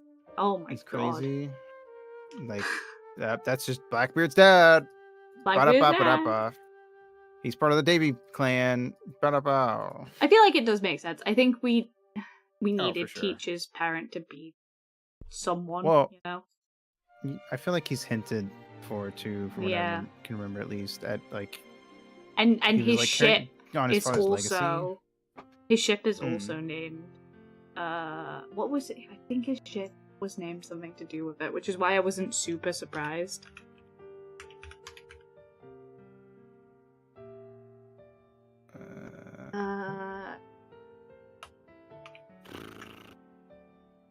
Yes, his ship's name was Saber of Zebek. Oh, interesting. So it has been like semi-hinted at. Right. So I don't think it was too surprising when it came out. Yeah. But, you know. No. Crazy. Classic Oda. I mean, it's been some cool stuff, but it is also like, man, we were doing some big shit getting set up on Elbaf that we just cut away from for a while. Yeah. I mean, like I said, it's probably felt a lot longer for us because we are up to date. And we're not getting weekly chapters. It's like 2 to 3 a month, so it is feeling like extra long. Plus, it kind of makes sense. I this is something I did say in book club, actually, because I mentioned that we're probably due a new One Piece movie soon, which he has to write, or at least co-write on, because he has been doing. He also has to stick his head in on the live action. From time to time. He has to stick his head in on the live action, and they're also reanimating all like the earlier stuff of One Piece as well. That he's also gonna have to like talk about some stuff like what he wants leaving in, what he wants leaving out. He's got a lot of things on the burner right now for One Piece, so I think it makes sense. It's just unfortunate. Definitely. Faux show. I don't know. I mean, we'll get there when we get there, but I'm just ready to see what Oda's cooking in the background. I miss my straw hats. Me I'm ready for the Usopp stuff. I'm ready for the Brook Gunko stuff. I'm hoping Chopper gets a little bit, like a shred. Something. The peel of an onion, on, maybe? Yeah. I don't know. It's hard to say. We'll have to wait and see, sadly, but man, there's a lot of shit going on, and it's crazy how much is happening and how much new stuff we are setting up, because we're also this is the final saga as named by Oda. Yep. So like we're in the end game. Even if these arcs are long, these are still the last few arcs. I still think we got another, like, at least, like, 10 years in us. 3 years. If we're still going in 10 years, goddamn. Nah, I think 5 is more reasonable, honestly. Yeah, 3 to 5 is my guess, and that just depends on how long Elbaf is and how many arcs come after. If we continue with the trend of, like, well, he's kind of having to work on other stuff, and he's having to split his attention. It is slowing it down. I think it could go longer. That's what. Because it's cutting from 50-ish chapters a year to like 30 to 40. Yeah, that's what I'm thinking. Like, if we don't get to the Elbaf at like the end of Elbaf by like the time the arc has been around for a year, I think then we're probably gonna I might trail closer to 8. And we'll see. When did Elbaf start? Trying to see if I can find when chapter 1 or the first chapter of it came out. It just says 2024. I could probably look on 1058. 1058.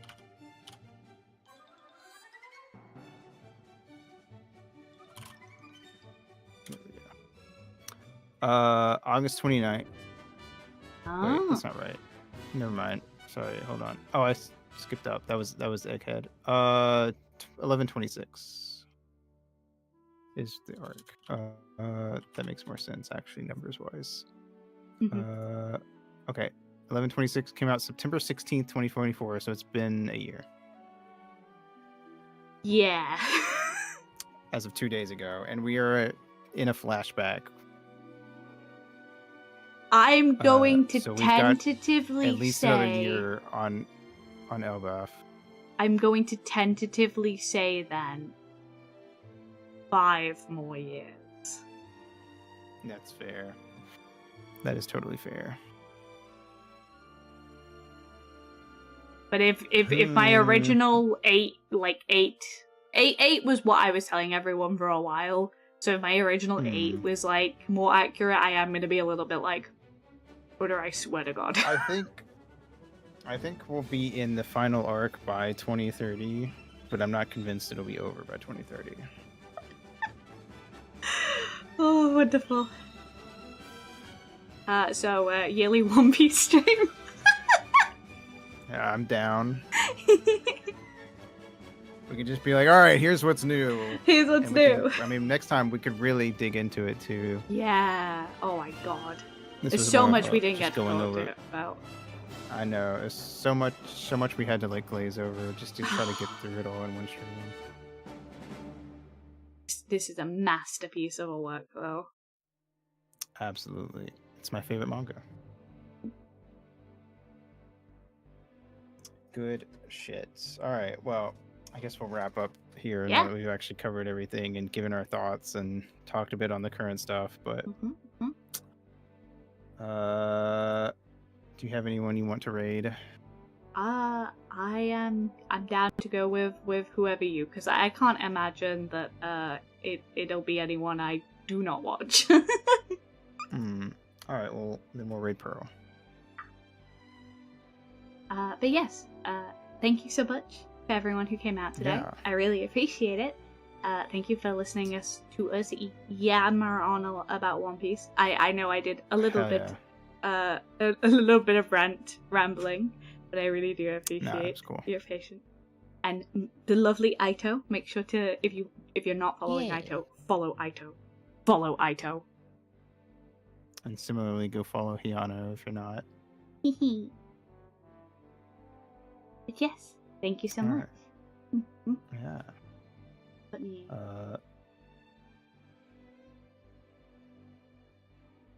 set up the rate. yeah. Pearl. Pearl. Poil. Pearl. Yep. There we go. Just Pearl. Yes. Alright. Cool. Well, I guess that's it. So, thanks for coming out, everybody. Yeah. Bye. Bye bye.